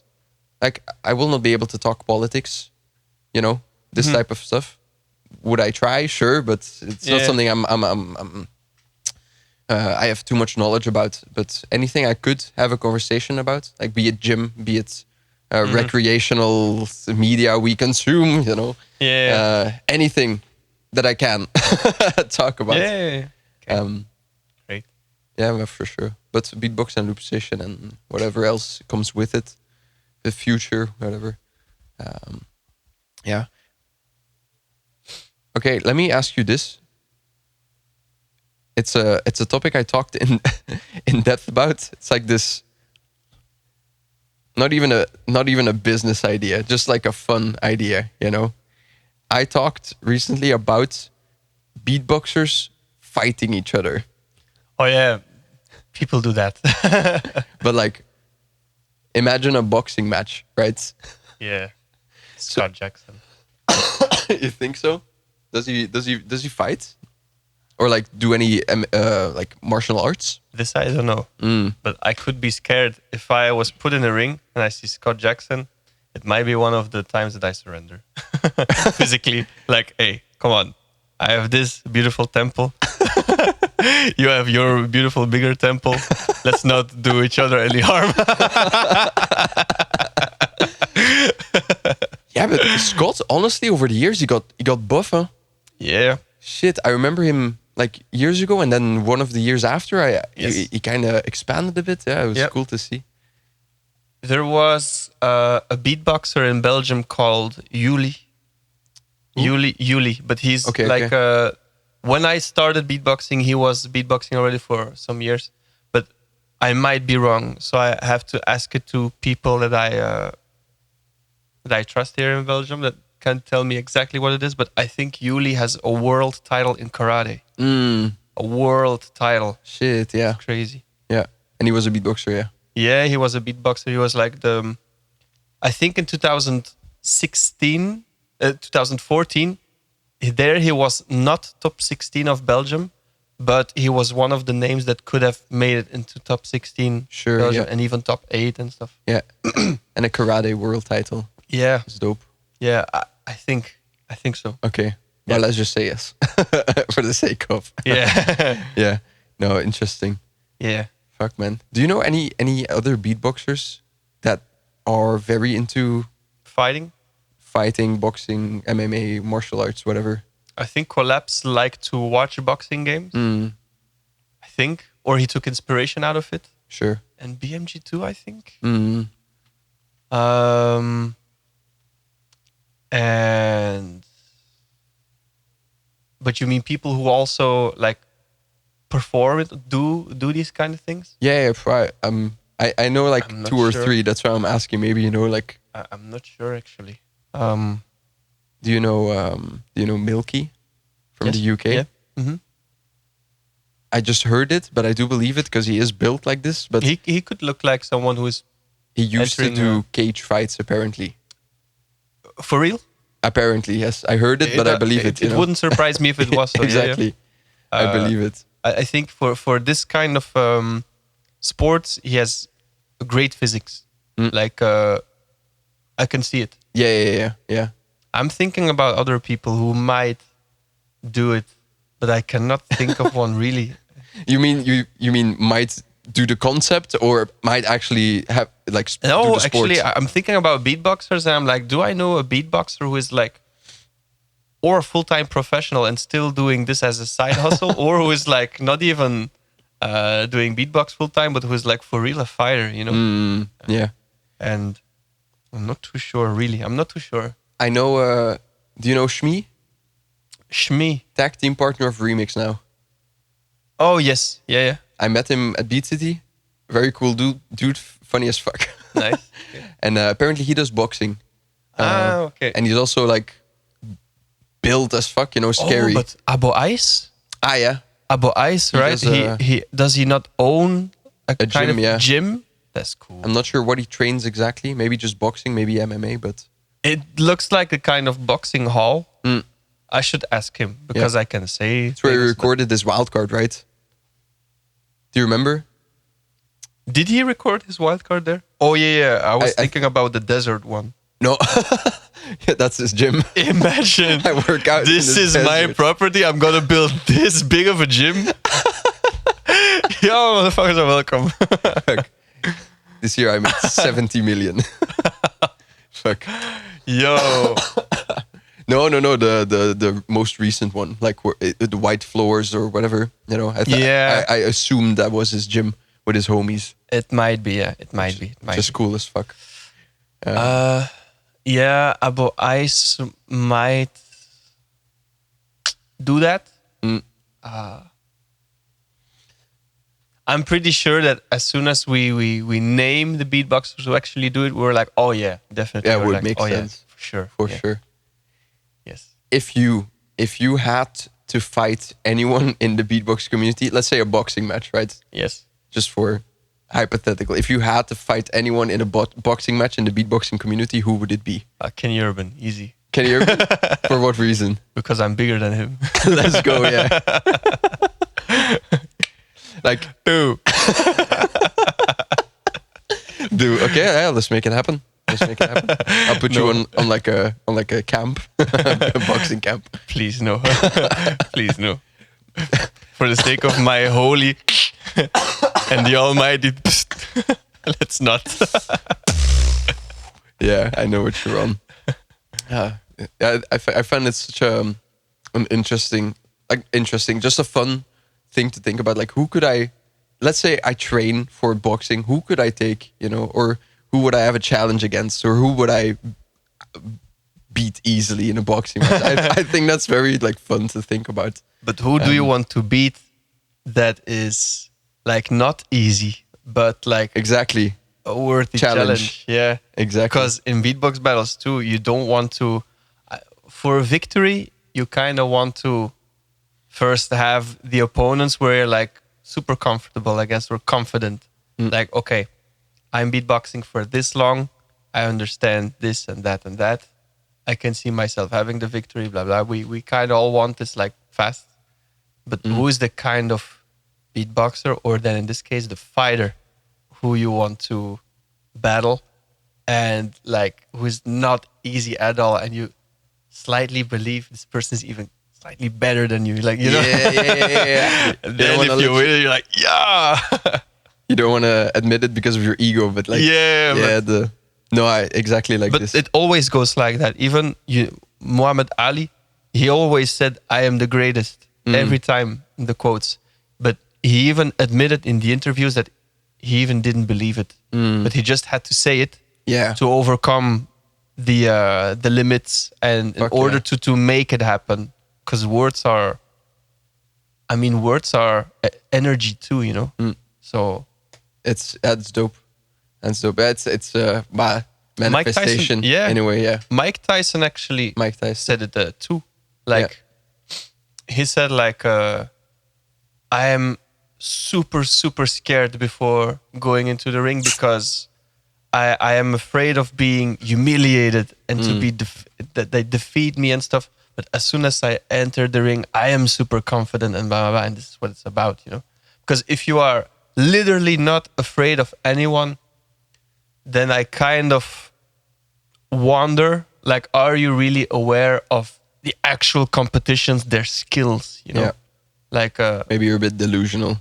Yeah, right? Sure. But maybe also not, and you're just super confident. Sure, yeah. I mean,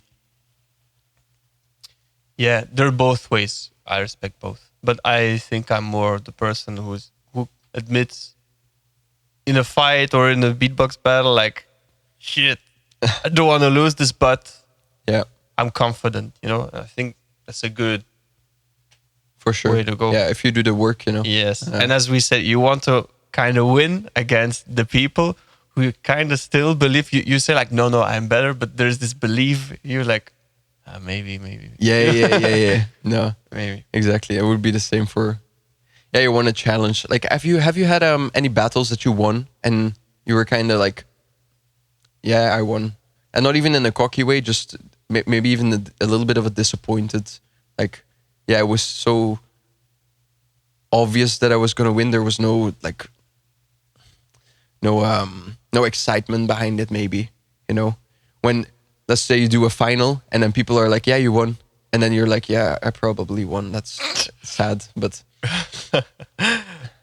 Do you want the honest truth? Yes, bro, I have it a lot.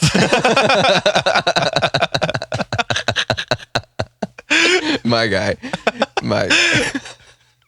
But of course, I also had moments when I was like, did I for real win? That's crazy. Yeah, the opposite. Yeah. Sure. Like, let's take world championships, for example.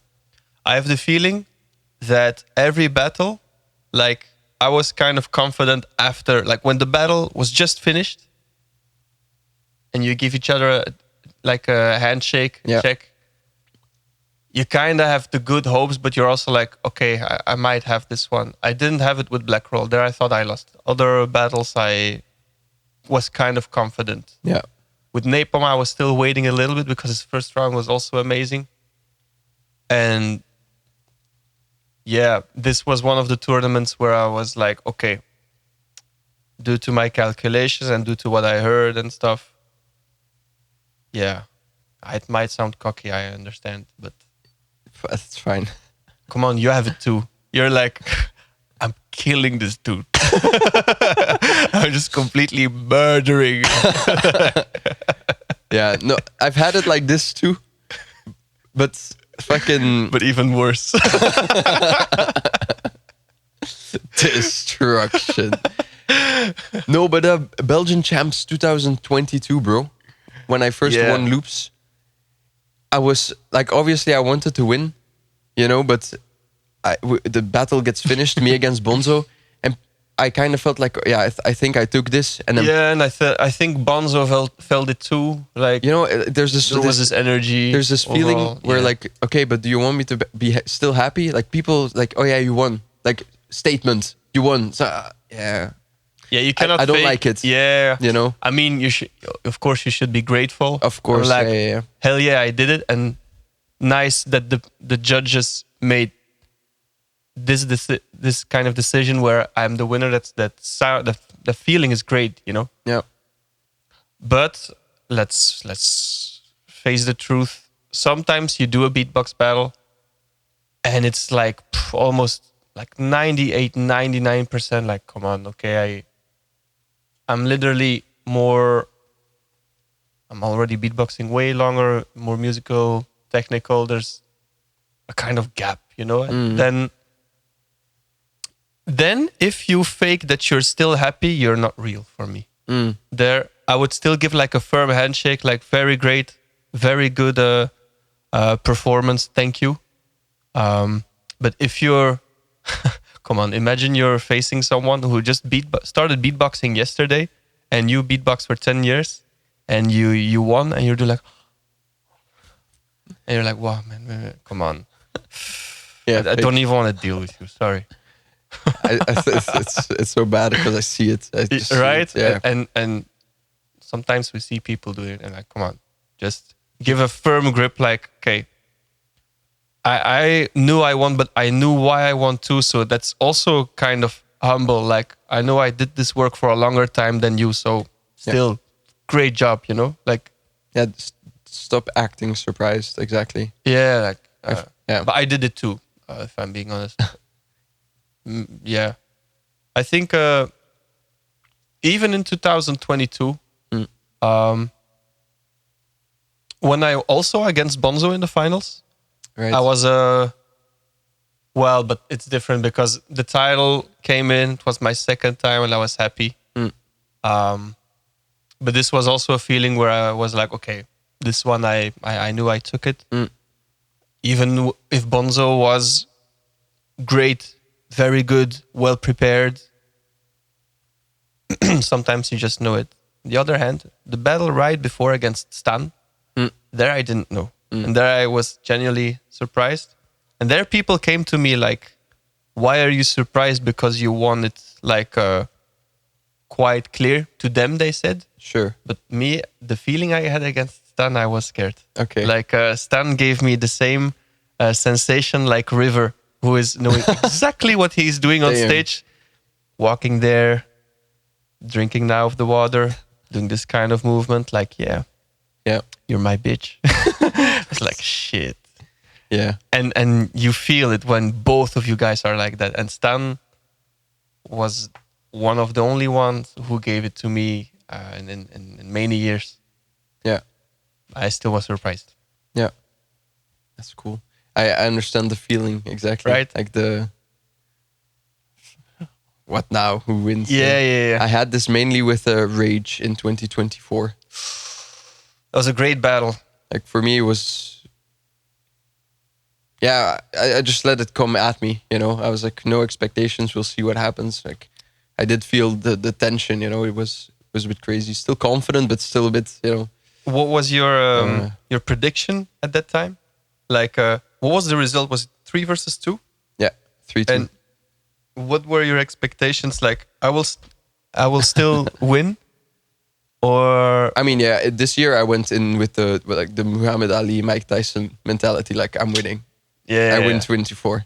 There's no way that I don't win it. Type shit. Yes.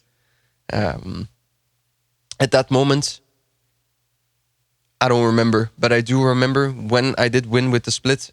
The reaction I gave was the most genuine I've ever given a reaction, like a shout of. Yeah.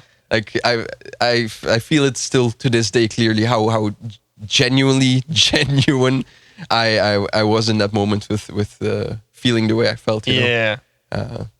So yeah, it was definitely dope, especially when it was a split. Like, Yeah, you're like counting, right? Sorry? Like 3, 2, 1, and you see all these hands going in Yeah. different directions. Like, okay, 1, 2, 3. Wow! And me, every time I see like the voting, I'm a bit retarded. So when I see the voting, I always forget which color I am. You know, Yeah. in the moment they're like, oh yeah, this color, this guy, and this color, this guy, and I'm like, oh yeah, I clocked it. And then Yes. 2 seconds later, I didn't Yeah. clock it. You know, Yes. so I count the hands and then I just wait for Scott. I'm like, so what is it? So it's the double, the double Yeah. tension. Yes. But yeah, no, you said the only thing you can do is be grateful that the judges did vote for you, and even if it's a bit more of an anticlimactic win, just be grateful. But that's something I didn't understand a couple of years ago. Like I felt a bit cocky with it, you know, a bit Yeah. egoish, and something It's I didn't like get. it's just simply asking yourself like I wanted this, right? I wanted this victory, even if in all of your arrogance, you know that you're way better than a specific beatboxer or competitor in whatever discipline. You wanted this victory. You wanted to go to the final. You visualized it, but you need to be happy about it too, because this is what you wanted. Yeah. If you see these things as normal, it's kind of good for your motivation, for your perspective, for being for your determination is the word I was looking for. Sure. But you gotta be grateful because they gave you a time on stage, and no matter how small or big your victory was, you took it and you can continue, because you can also not continue, lose the battle, and then you have another reasons to not be happy. So Yeah, take it, you know. take it exactly. But I face the same things too, of course. It's like, okay, why should I be happy for this and for that and stuff? But if you really think about it, if you want to win a competition, you want to win the tournament, you want to lift the trophy and all these things, and there will be tough participants, and there will be, in your calculations, participants, I don't want to call them weaker, but your odds are just bigger for these people sometimes. Yeah, And yeah, take it. yeah, take it. It's a Accept it, victory, yeah. and a victory feels good. Let's not shit about it. It feels good. Yeah, So should probably. yeah, it can feel good. Yeah. And if you want to make yourself feel good, then take the victory and the Take good it, feeling around it. You know, like I'm yeah. sure there's some weirdos who hate it.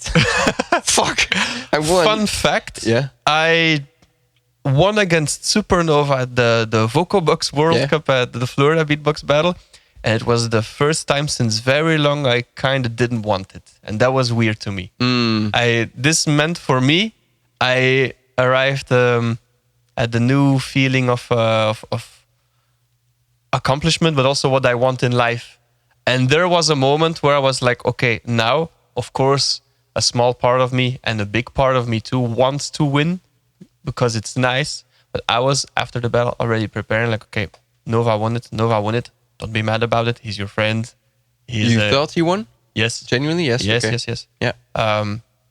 Although it was close, we both felt it would be like 1 or 2 votes, if you know what I mean, because Sure. it was crowd decision with 500 people, and it was Vocobox. Only crowd? Yeah, it's Vocobox, you know, and Tioneb was Okay. like doing Yeah. so No, I saw the last year's, yeah, but I thought it was also with judges, but only crowd. it's only crowd, Oh, only okay. crowd there, Okay. and so they can give their preference.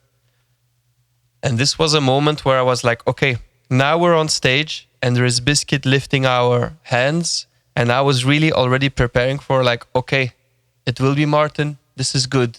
This is your friend. And you want this for him. And genuinely. And I was Yeah. like, let's go. This is excellent for middle school. And then I took it and you can actually see on my face saying like, ah, shit, supernatural. So that's the double side.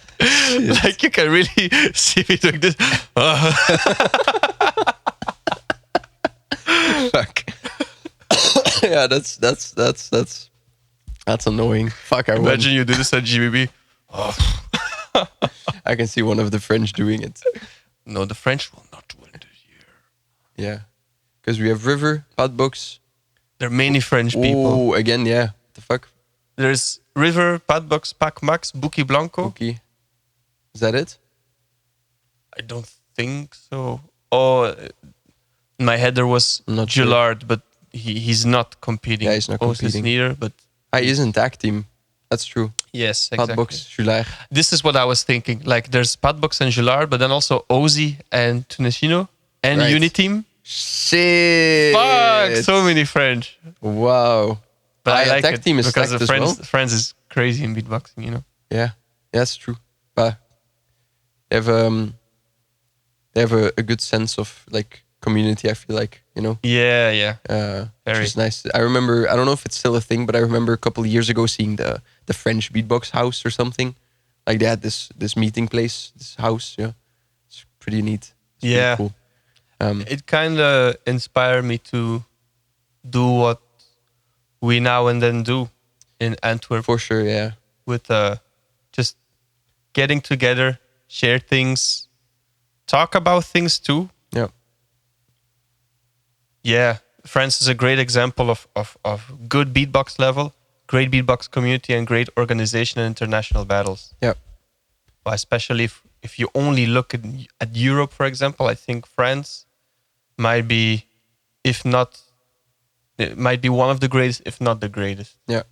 Germany is now getting super big too, you know. Oh, yeah. And Austria with Vocal Total, but also the community feeling is great. Yeah. There are many countries.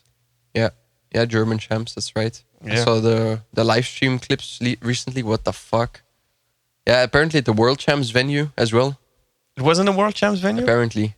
in Gretchen Club or something, or was it in the bigger? Oh, good question. Maybe one of the two then. But I heard it was at the previous World Champ venue.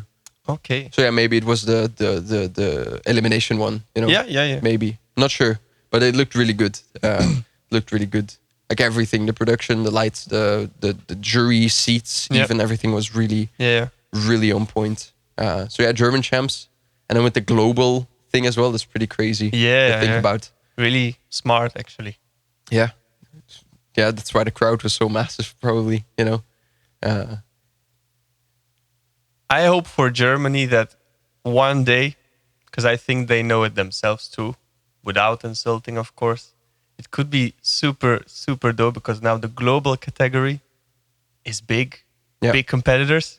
But would be dope if, for example, the German Beatbox Championship, that it's even better. Like, imagine. like yeah, this beatboxer from United States or for France, sure, but the Germans and German level is good and also great community feeling and all that. I'm not saying all of these things.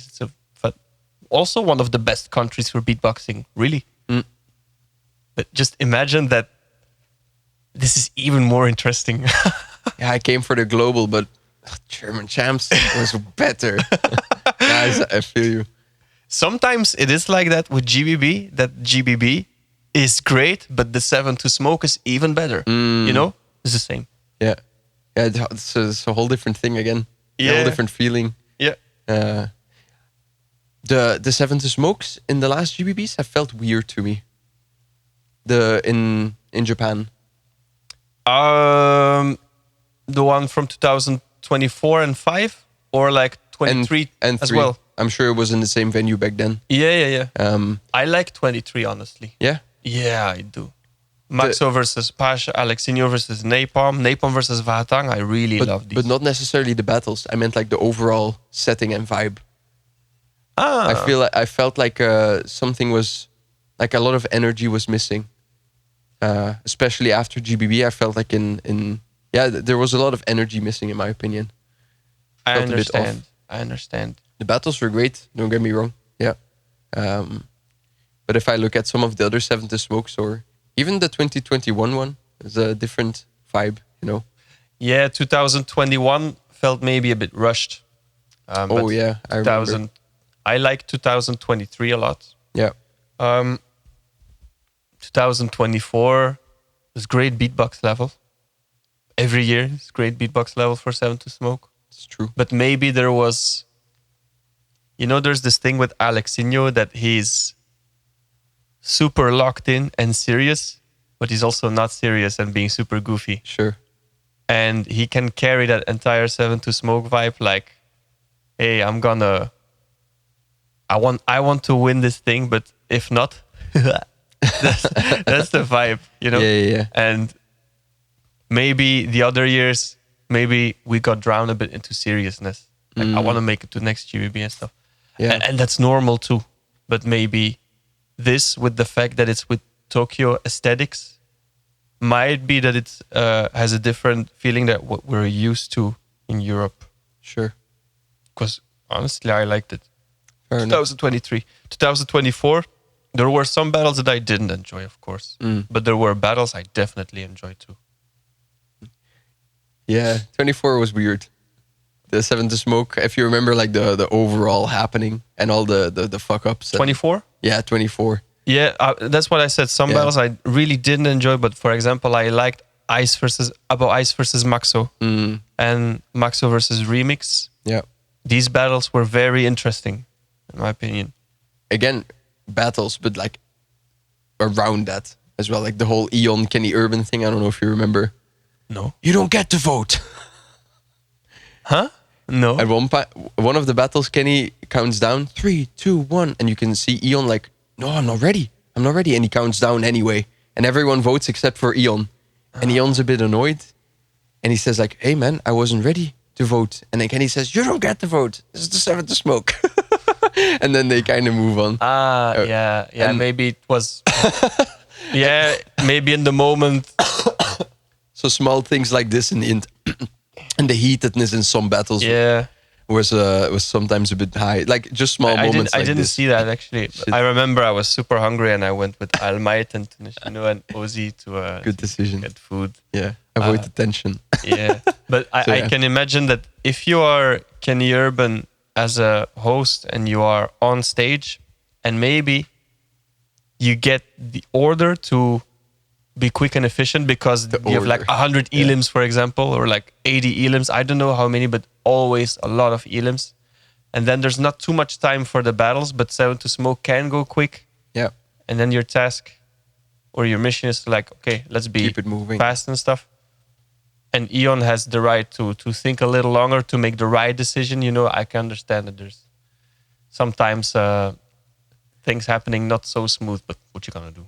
Yeah, no, I'm not and trying it's to... nothing personal, I think, neither. I'm not trying to point fingers or be yes, like, Kenny did it wrong. That's the joke. You're fighting Kenny, don't forget.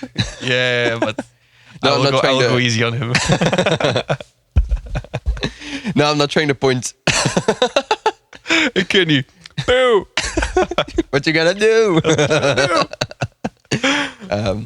No, just happenings. Not trying to point fingers. Like shit happens, and like you say, keep it moving. Hosting, whatever shit happens. Maybe you say something in the moment because it's in the moment. No, I'm not trying to. There was just a lot of small things. No, of course not. I was just picturing how it would look like because you saw it, I didn't see it. Yeah. So maybe it's on video even. I don't know. I forgot. Some video. I hope it is. I must say, lately I don't check all beatbox battles. Like I do check the beatbox battles, of course. I get you. Yeah, It gets like, a bit exhausting sometimes. Yeah, the cool thing is that there's so much beatbox happening right now in the planet. But I'm less hungry for watching these new videos now because I got to see more than when I was beatboxing for like the first 3-4 years. Back then, there was one new video coming out. You're like, whoa, who is this guy? Who is this dude? Exactly. Who is she? Like, what the hell? Like, huh? And then you check it again. They're like, okay, I want to check the other video from yesterday again. And it keeps you entertained. But now there's like, shit, there are like 20 new videos out. Yeah. Fuck. I'm gonna check one and yeah, and chill. Yeah, and not even only on YouTube, but then you finished watching YouTube, more videos than you should. And you open Instagram and the people that you follow are your closest friends, family, and people you met at events, and then all the 1,000 beatboxers you're in connection with. Like, whoa, okay, this is a lot. Yeah, a lot. Yeah. You get bombarded with Yeah. so much. So So much.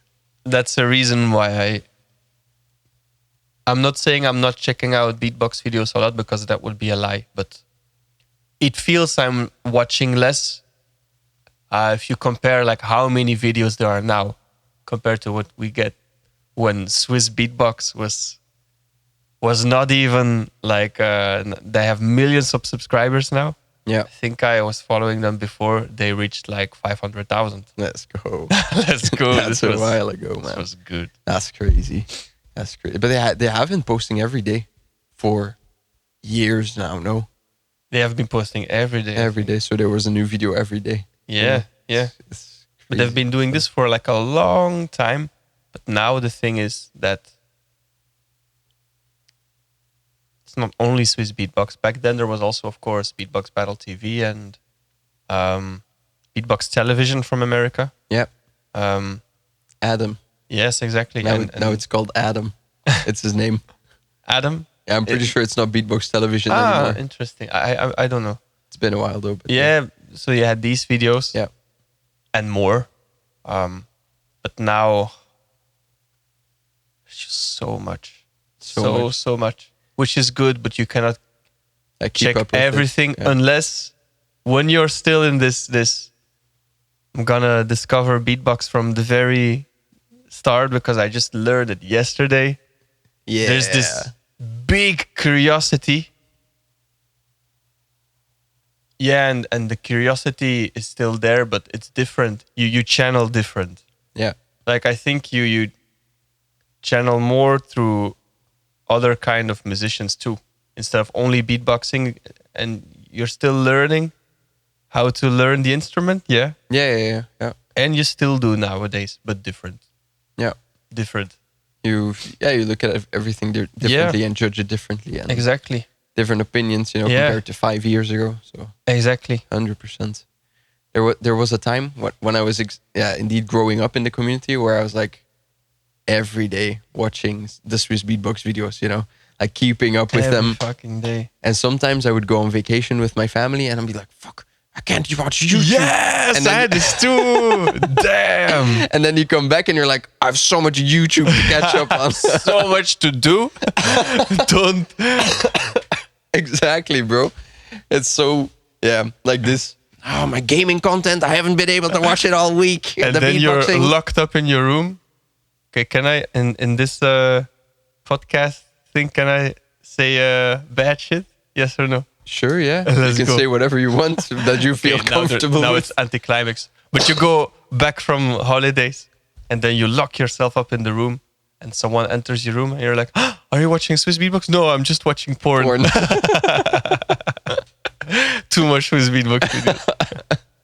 Yeah, like it's normalized. Fuck yeah.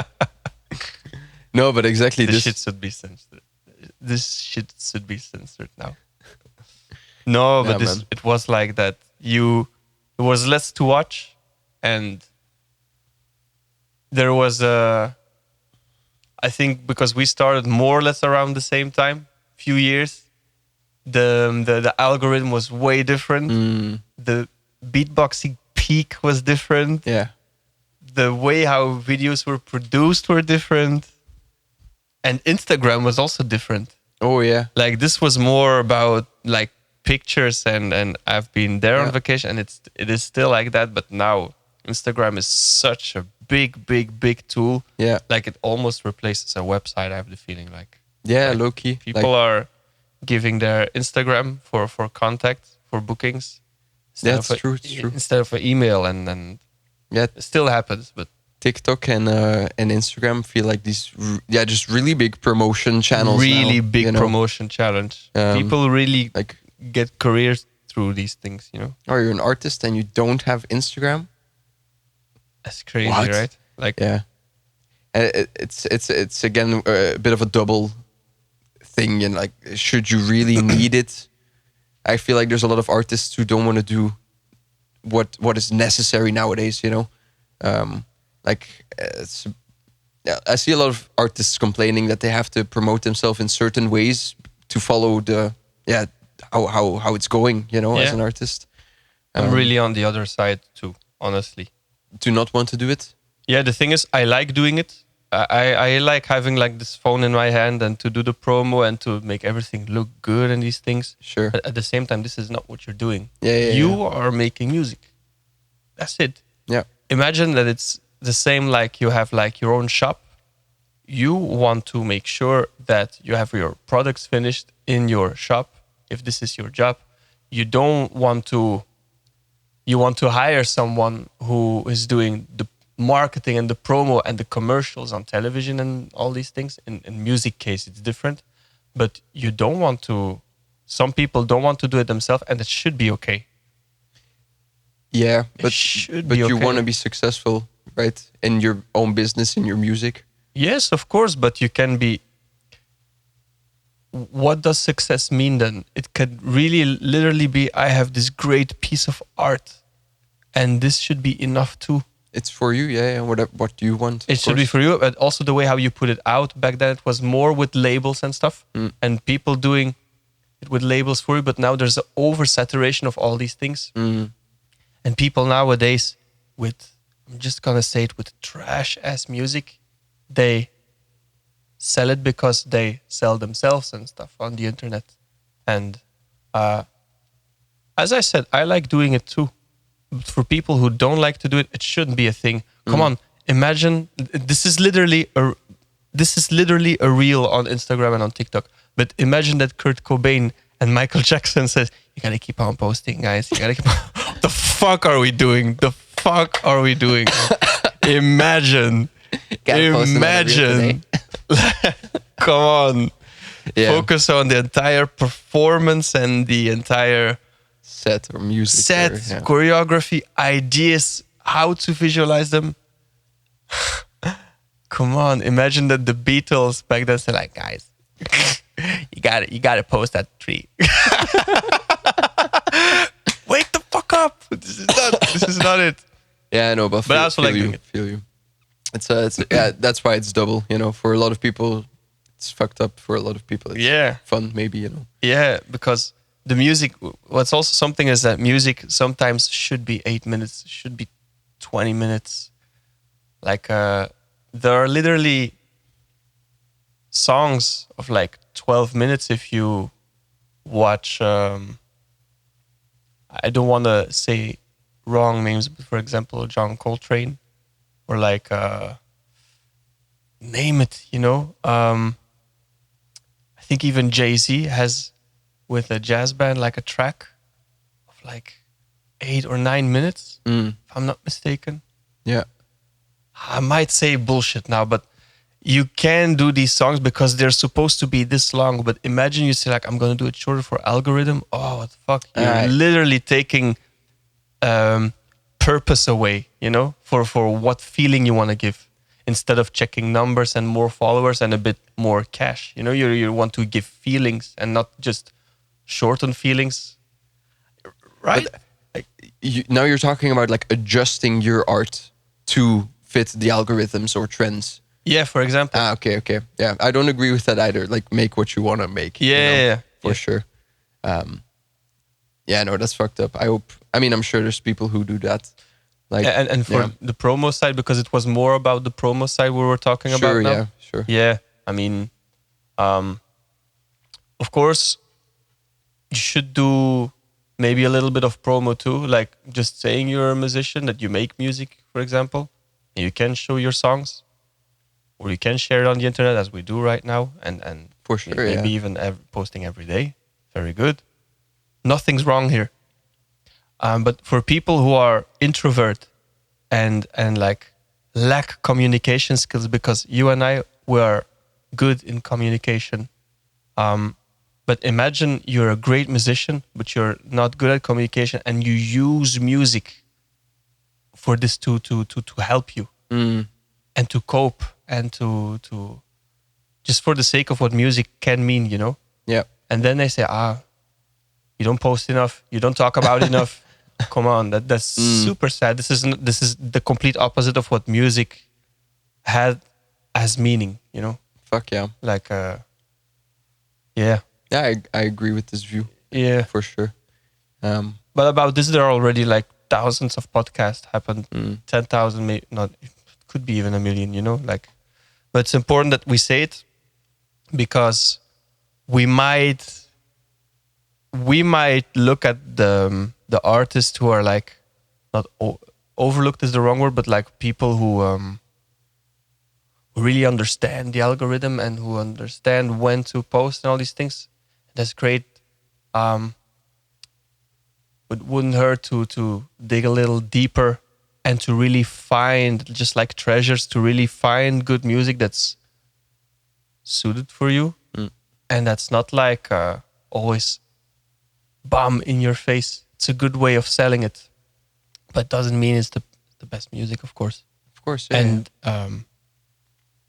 And good music and promo has almost nothing to do with each other. Sure. Yeah, I see that. I see that viewpoint. Yeah, I think it's definitely like what you want at the end of the day. Like maybe you make a song just to put it out there and to have expressed yourself. Yeah, you know, the thing is, I could, for example, I'm thinking about songs that I'm making right now. Yeah. And because I'm an independent artist, I want to figure out like how will I promote it correctly. Yeah. I want to have listeners and streams and double it and triple it and I'm not gonna lie that the amount of followers and the listens and the royalties, it's attractive and I want this a lot. I want it really a lot. Yeah. And I'm also thinking now like, okay, how will I make the video as promo for this kind of but music? Yeah, that's what we're talking about. Yeah, so and do think about it. Yeah, like, I do like think this. about it. Okay. And this thing, I like doing it because I want to have like a nice promo visual because the artists I like are also good in this. Yeah. At the same time, I have the feeling some people put more importance in that than the music. Yeah. And this is where I will not fuck with you as an artist. Yeah. Fair enough, yeah. Like, I like Kendrick Lamar because he just dropped an album, not with an announcement. He just said GNX. Huh? Where you're like, what? And you look on Spotify and you're like, oh, he dropped an album now. Like, it's out. Yeah, but not everyone can pull that. Not everyone can pull that. If we do that, we're dumbasses, you know? Yeah, because we want... because our goal might be to get listeners. But if you just put it out for everyone and the purpose is just to have it out... Yeah, sure. Yeah. If that's your purpose. But of course, we're hustlers, we're beatboxers. We want to make a living out of beatboxing. Yeah. So we want to have as much listeners as we can, of course. Exactly. Like there are just some artists, for example, take some global artists. I take Kendrick Lamar, for example. He might have more monthly listeners than other rappers that you prefer. I need to say it correctly. Like, Kendrick is top of the chart in rap, like one of the best ever. Okay. You can discuss who is the best and stuff, but some people might have more monthly listeners, and it might be promo instead of how good is the art. Instead of greatness, yeah. Yeah. Yeah. No, Yeah. like you say, they might put more effort or money into the promo instead of the music. Yeah. I Exactly, feel you. Exactly. Yeah, they're like, there are rappers. It's funny how we switch from beatboxers to rappers, or how I switched. But there are rappers who put out an album every month. Every month. What do I say? Every year. Like, not every month. My bar. Just... Sorry. Holy shit. Every month. like every year. But that's a lot of work. That's crazy. Sometimes I cannot even get 6 songs finished, but that's me, you know. But I know because I'm talking about Kendrick as example, or we can take J. Cole, we can take whoever, but they take years for an album. And when the album is finished, they make sure it's an album. Like Yeah. it really represents like, this is me. This is what I faced. No matter if it's rap, no matter if it's electronic music with no lyrics and just sensation of sound and Sure. everything. Like the fact that they put like more time and they put just one album in 3 or 5 years instead of one every year just to stay consistent. Yeah. Music. You can literally listen how good it is because it got polished as hell. You know? Yeah. Yeah. Consistency. It's another thing. Yeah. Same with the Like- content. Yeah. Yeah. But I like people who are consistent. Like in the beatbox industry, I like what Batako is doing a lot. Yeah. And he's consistent the last 2 years. Yeah. Although for me, he could be as great even if he was not, you know? Like I see his track Let's Go dropping, and I see the collaboration with Amori, and I see the collaboration with River and Collapse, for example. And if this happened within the time frame of the 2 years maybe. yeah, Just like yeah, splits. yeah. less I mean, but consistently. you get what I'm saying, Of right? course, yeah. Like this thing is good. Like this body of work. Yeah. And if it had taken 3 months longer, maybe for you as an artist, if you could have used these 3 months different for your workflow, that's maybe something else. But as a result of what the work is, I think that's the only thing you should check. Yeah. Like Pink Floyd and Michael Jackson, they still have albums that we check today because it still sounds not outdated. Sometimes you have this kind of songs that sound old, and that's okay too. And you go there for nostalgia, or you don't want to go there anymore because it feels like it feels old, and you want new. For example, Yeah. all of these things as a listener is possible, and you shouldn't judge it this way. But that's why I respect taking time for music. You have For sure. you have this quote, like the whole industry will tell you to hurry up, and the art asks you to take your time. So always listen to the art as the result, you know. And this, Do you think that I mostly agree, but do you think that could sometimes result in too much perfectionism?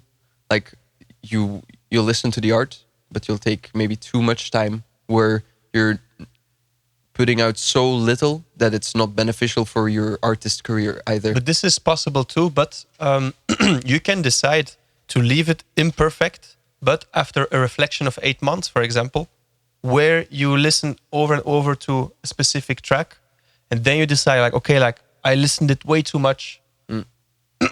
Sorry, I'm gonna leave it for 3 months or 5 months or even for a year, and I work on different things, and I will check after how it sounds. You can still be like, okay, this shit is not perfect, but fuck it. Now I'm sure I want to release it, even with this kind of thing. Yeah. I'm happy with this because there's still this, that, and that. And I don't want to say 100 years ago, but like in 1930 and 1950 and maybe even 60, 70, I'm not super sure, but you have these records that people were recording in the studio, and sometimes they only had a certain amount of takes. Sometimes they are slightly off, you know, but that's what it makes it so charming and why it sounds so nowadays old-fashioned but warm, Authentic, and yeah. authentic, yeah. Yeah. But sometimes nowadays you can still put it out if it's authentic and imperfect, but you only know it after 7 or 8 months that you want to put it out, you know. Yeah. Got you. Yeah, Leave enough time to Exactly. digest what you. exactly. In an industry that tells you to post every day, you know. Yeah. This is my entire point. I saw a good video about this recently. Was this mainly content creator, so it's a bit of a different field. But he was praising the preaching the consistency. Like, if you don't do this as a content creator, you will not make it. You have to post every day. And then this other guy like comes into the video and he says, I fully disagree. If you're making art, basically what you just said, like the consistency, posting every day, maybe every week or even every month, probably won't do you any good as a creator, especially if you are more into like a creative vision, you know. It's probably best to take some more time for whatever video you're making, whatever music you're creating, or promo, whatever. But yeah. But I think the question you can ask yourself is very simple. Do I chase numbers and statistics for any purpose, which is not good or bad? Yeah. Or am I chasing a specific result of a product that I'm working on? Yeah. You know? And some people confuse result and time with each other. Sure. And tempo. And it's very easy nowadays to fall in a trap. If you open TikTok, you see 200 new songs of everyone. Yeah. And some people are in a good shape and they post a lot. Drake recently dropped 3 albums in one day. That's crazy. Yeah, but why, man? Yes. What the fuck? But then you have a lot of people. I checked only Iceman, and I liked a few songs. I checked it out of curiosity. I'm not a fan or anything, but I checked out of curiosity, and there's some songs that are very nice.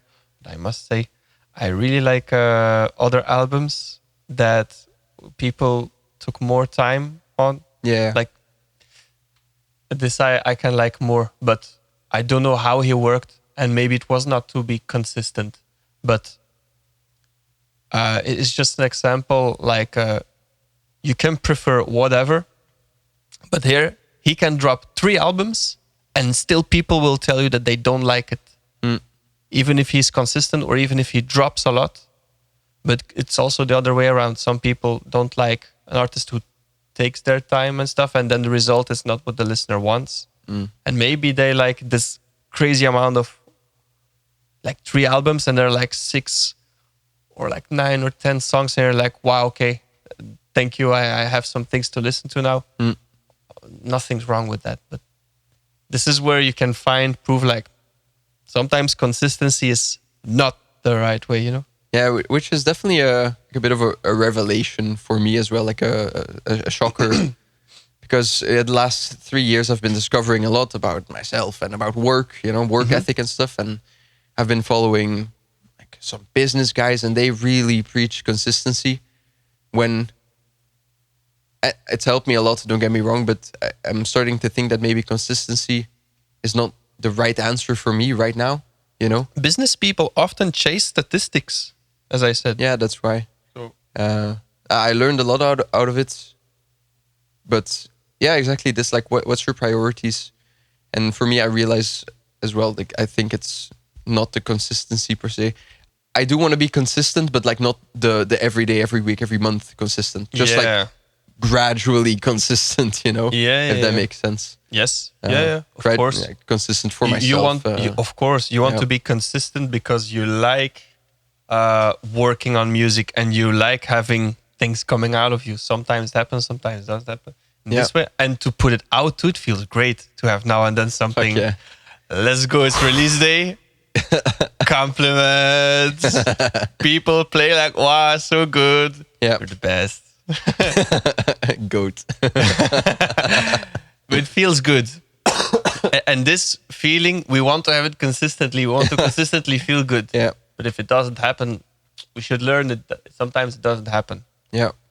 Pharrell Williams said creativity, and I'm still figuring out what it exactly could mean.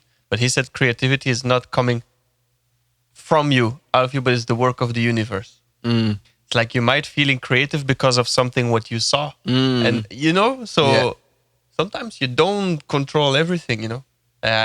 It keeps me thinking like... Exactly. Okay, but I can toy around whenever I want, but I cannot decide everything what happens in life, and that where my creativity is depending on and stuff, you know, like, Yeah. Yeah. But Yeah, I wanted that's to cool. say something differently about beatboxing, I think now. So like No, back not again. to Yeah. like oh yes. Sometimes beatboxers say or ask me or they put a story where they say like lately I feel not creative and stuff and I have trouble finding new things and stuff. And to have something new is nice to find new routines, new flavors. Yeah. The dopamine is real. It's super real. Yeah. it's Um, yeah. But sometimes you listen to a new routine of someone and it already has new sounds and it sounds good and all these things. And you could say it's perfect executed and on stage already, for example, if we look at live solo beatboxers Sure. as example. Yeah. But then they perform their classic. And their classics sometimes just sound better because they're just so used to do it. But they're still insecure because they don't have something new for the beatbox battle, you know? Yeah, that's a good point. Meanwhile, their classic is bomb. Yeah. You know? Like let's say a random any name, but let's now say Pac Max, who is excellent as a beatboxer nowadays. And as soon as he will do Fiesta, or Master of the Flow, Sure, yeah. it will not sound worse than his new stuff. Well, maybe he has a new routine that's even better and stuff. But what I'm saying, it's not bad to just do a classic from 6, 7, or 8 years ago, because it might sound better because you feel comfortable with it, and it is not new, 100%. and you were not creative, so you still have this, you know. Yeah. So Yeah, no, exactly. And maybe like Pharrell Williams quote, right? The universe. yeah, Maybe another thing I've discovered, like sometimes it's really just bad to force it or try to force it, even in your mind, to be creative. yeah. Because sometimes you need to just step back, take a break, go somewhere, maybe just work on something else, and not even music related. Maybe just something else. Maybe you have a sport. Go have a walk. Yeah, or go have a walk, go to a country, talk to someone, you know? Yeah, exactly. Let the universe like recharge your creative energy. Wow, that's the wackest thing I've ever said in my life. Yeah, but You exactly. get it, yeah. Like this. Mm-hmm. Like this. You can, for example, I mean, since we're speaking about Pharrell Williams, I think one of his latest quotes was say, "Do make the music every day." But it doesn't mean that whenever you don't want to, you should, for example. But it means more like even if you don't feel you are creating something new, you can perfectly start creating with something that you already created.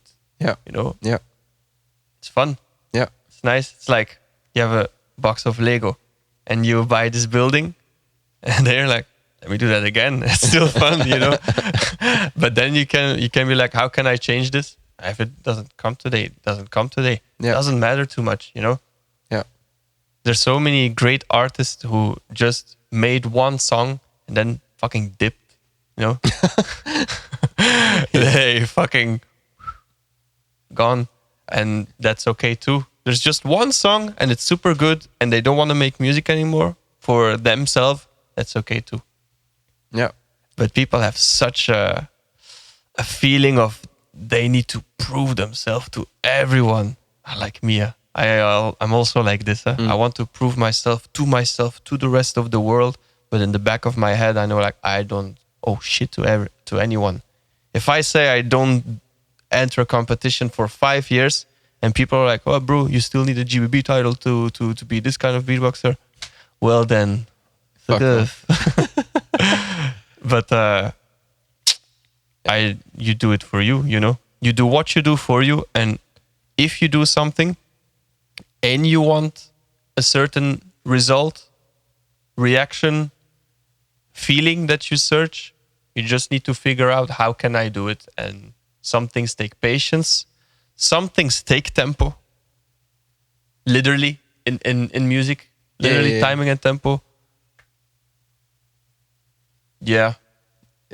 But I'm very passionate speaking about this because I have the feeling that still a lot of beatboxers don't understand this thing and they start doing other things. Yeah. Not out of fear. No, not out of... It gets more complicated and more complicated. But I have the feeling that some beatboxers just understand all of these things yet. Mm. And yeah, and even I'm very comfortable speaking about it, but I also still have a lot of research to do for myself. What do I want and how do I want it? And it's an infinite way of working. Yeah. It's with other things the same. But yeah, many beatboxers are like, yeah, I don't have something new. Okay, Yeah. bro. I feel like we've all been there, right? Yeah. But Yes. loops, same thing. Yeah. Especially with like I fully agree with you. Like fuck whatever anyone else says, and you do it for you. But the fact is, people watching your stuff are still there, and you will still sometimes read a comment and then like second guess yourself. Like, oh yeah, I have used that routine, I guess, but and then yeah, it kind of adds up, you know. Yeah. Like I'm releasing. It's super funny to me, but I'm very happy that I do this. I'm releasing my Playground album. Yeah, 1st of June. 1st of June. It's very soon, huh? It's yeah. in 2 weeks maximum. Yeah. So I'm finally dropping that. Let's But when I was in progress of making it, I kept thinking this, like, oh yeah, what if people complain? You know, like That oh, Playground is already in it and stuff, or yeah, what? because Playground is like from 2023. You know. No, that's very okay. I know. Nice that I'm you did fully that. aware. Nice that you did that. But Playground is one of your marks. Like, Exactly. bam, I did this. That's my point. That's- I agree, let's bro. go. Thank you. Yeah, yeah. But I mean, still think about it. You know what I mean? Like, Yeah. No, But- it's a good choice to do it because one, Playground is literally you do one sound on the loop. Two, sorry. And people understand like she's gonna go hard. I know this song. You did it at GBB, you did it at World Championship. You did this in a crowd full of non-beatboxers, and it was still. This is one of your most popular things that you've ever made, if not the most popular. Sure. So why not put it in your first album? Yeah. You know, Yeah. it is your first album. Yeah. Like LP, body of work, 8, 10, 11 tracks. Like, yeah. How many tracks? 6. 6. Oh. And how long is it? Oh, that's a good question. Yeah. In 12, 13, 14 minutes-ish. Ah, yeah. Small EP, I guess. Yeah, it's an EP, Yeah, but it's like an extended play then. Yeah. And yeah, I mean, how can you choose? How can you not choose to? Yeah. Jinji Nosaki and Chris Elise, they dropped recently in their last album something they made in 2017. You're okay. You're okay. Sure. Really. Sure. And even if it's new, all the better for the surprise effect, you know, like. It was just to like prove the point, to go further on the point of beatboxers being like, oh, I need something new, you know. Yeah. So it's a small fear. I still did it. I'm still putting it out because I want to, and it's fun to me. It's all Playground, by the way, if it wasn't clear. What is all Playground? It's Playground 2023, the original. That's super smart. 2024, That's very smart. like GBB 2024 yeah, version. it's a different one. The produced version on Ableton, Yeah. like next level stupid. Yeah. Then it's a trap version, also produced. Ah, nice. It's a cool little trap Nice. beat. No, this is good. This is good. My Christmas version, it's like it's like orchestral. It's actually dope as fuck, bro. I can't lie. Yeah. I was like, I had this vision, like, oh, what if I did Playground and I input the notes and I put like an orchestra behind it, like a instruments, you know. And I did it, and I was like, wow, this sounds like Christmas, like literally. Yeah, so that's in it, and then Play House because I did a remix on the loop 2 years ago. So all the Playgrounds Yeah. Yeah. I would just imagine that if I was a listener and you have like EP or LP with Playground, blah, blah, blah, and then you drop like your first LP, for example, with 10 or 15 tracks, and you have another time Playground, this still makes sense because this is one of your, again, biggest body of work if I even check your EP, you know? But then if you drop another album and it's the same kind of Playground, Sure. that would be like, yeah, okay, I'm going to skip this song because I know this one since I analyzed. Yeah. Then I would skip maybe one song because I know it from another body of work. But yeah, using old things, go for it. Let's go. Old things. On the album art, you'll see it. I put like the final chapter because I really wanted this. But I'm not gonna quit doing Playground in shows or whatever. But I wanted this to be like a closing thing for Playground. You know. Good. Good. So yeah, that's it. Yeah, that's very good way and of working. the music video as well. It's gonna drop. Music video? Album's gonna drop. Yeah, the one I did at Beat City in Japan. So I'm dropping that. Yeah, this of course. Yeah, with Yota and I was not aware it was Playground. Okay. But Playground, dope. It's gonna be dope. So yeah, dropping the music video with the album, and then it's good promo. Bam. Merch. Yeah. Yeah, man. Yes. It's exciting. Yes. I can't believe it. We're almost at 3 hours, my guy. 3 hours. Yeah, that's fucking crazy. It's crazy. What was a sick talk? Did you have anything to like round off on, or no? If you don't, I have one thing. Yeah, you can go ask me or tell me what you want, but I think I spoke so much the last 30 minutes, if not 1 hour, about little things. No, life. but it's nice. That's the whole point. Nice. You know. Okay, boom. What's that? Are you down to try this? Skull Crusher. It's smelling salts. It's what? Smelling salts. Smelling salts. Have you ever heard of this? No. No clue what it gets used for specific occasions, but also for instance. No. Wait. when like power lifters, they go for the craziest deadlift of their life. They'll take a sniff, a bit of adrenaline. Oh, is this? Yeah. And then they do their lift. So that's this. Do you want to try? And then I lift. No, they lift. Okay. But here, it's just to try if you want. You don't have to. Okay. As soon as I smell, then you start lifting. I'll do it first. I'll show you. Okay. I let Stan do this, and he was about to taste it because I explained it poorly.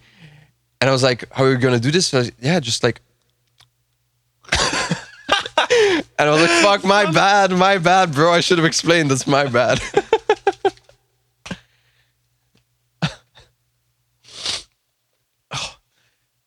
I'm kind of scared doing this. You can take a deeper breath. I think its effect is a bit... It's worn off. It's from a month old. My mom will not, when she watched this, like be like, you're doing drugs. No, she won't. Deep sniff? Yeah. Should be fine. Oh, damn, je bent crazy gegaan, bro. Fuck. Oh, shit, je bent zo met heel je neus erin gegaan. How does it feel? Good. Yeah. Damn. I did this with... But it's good. It's good.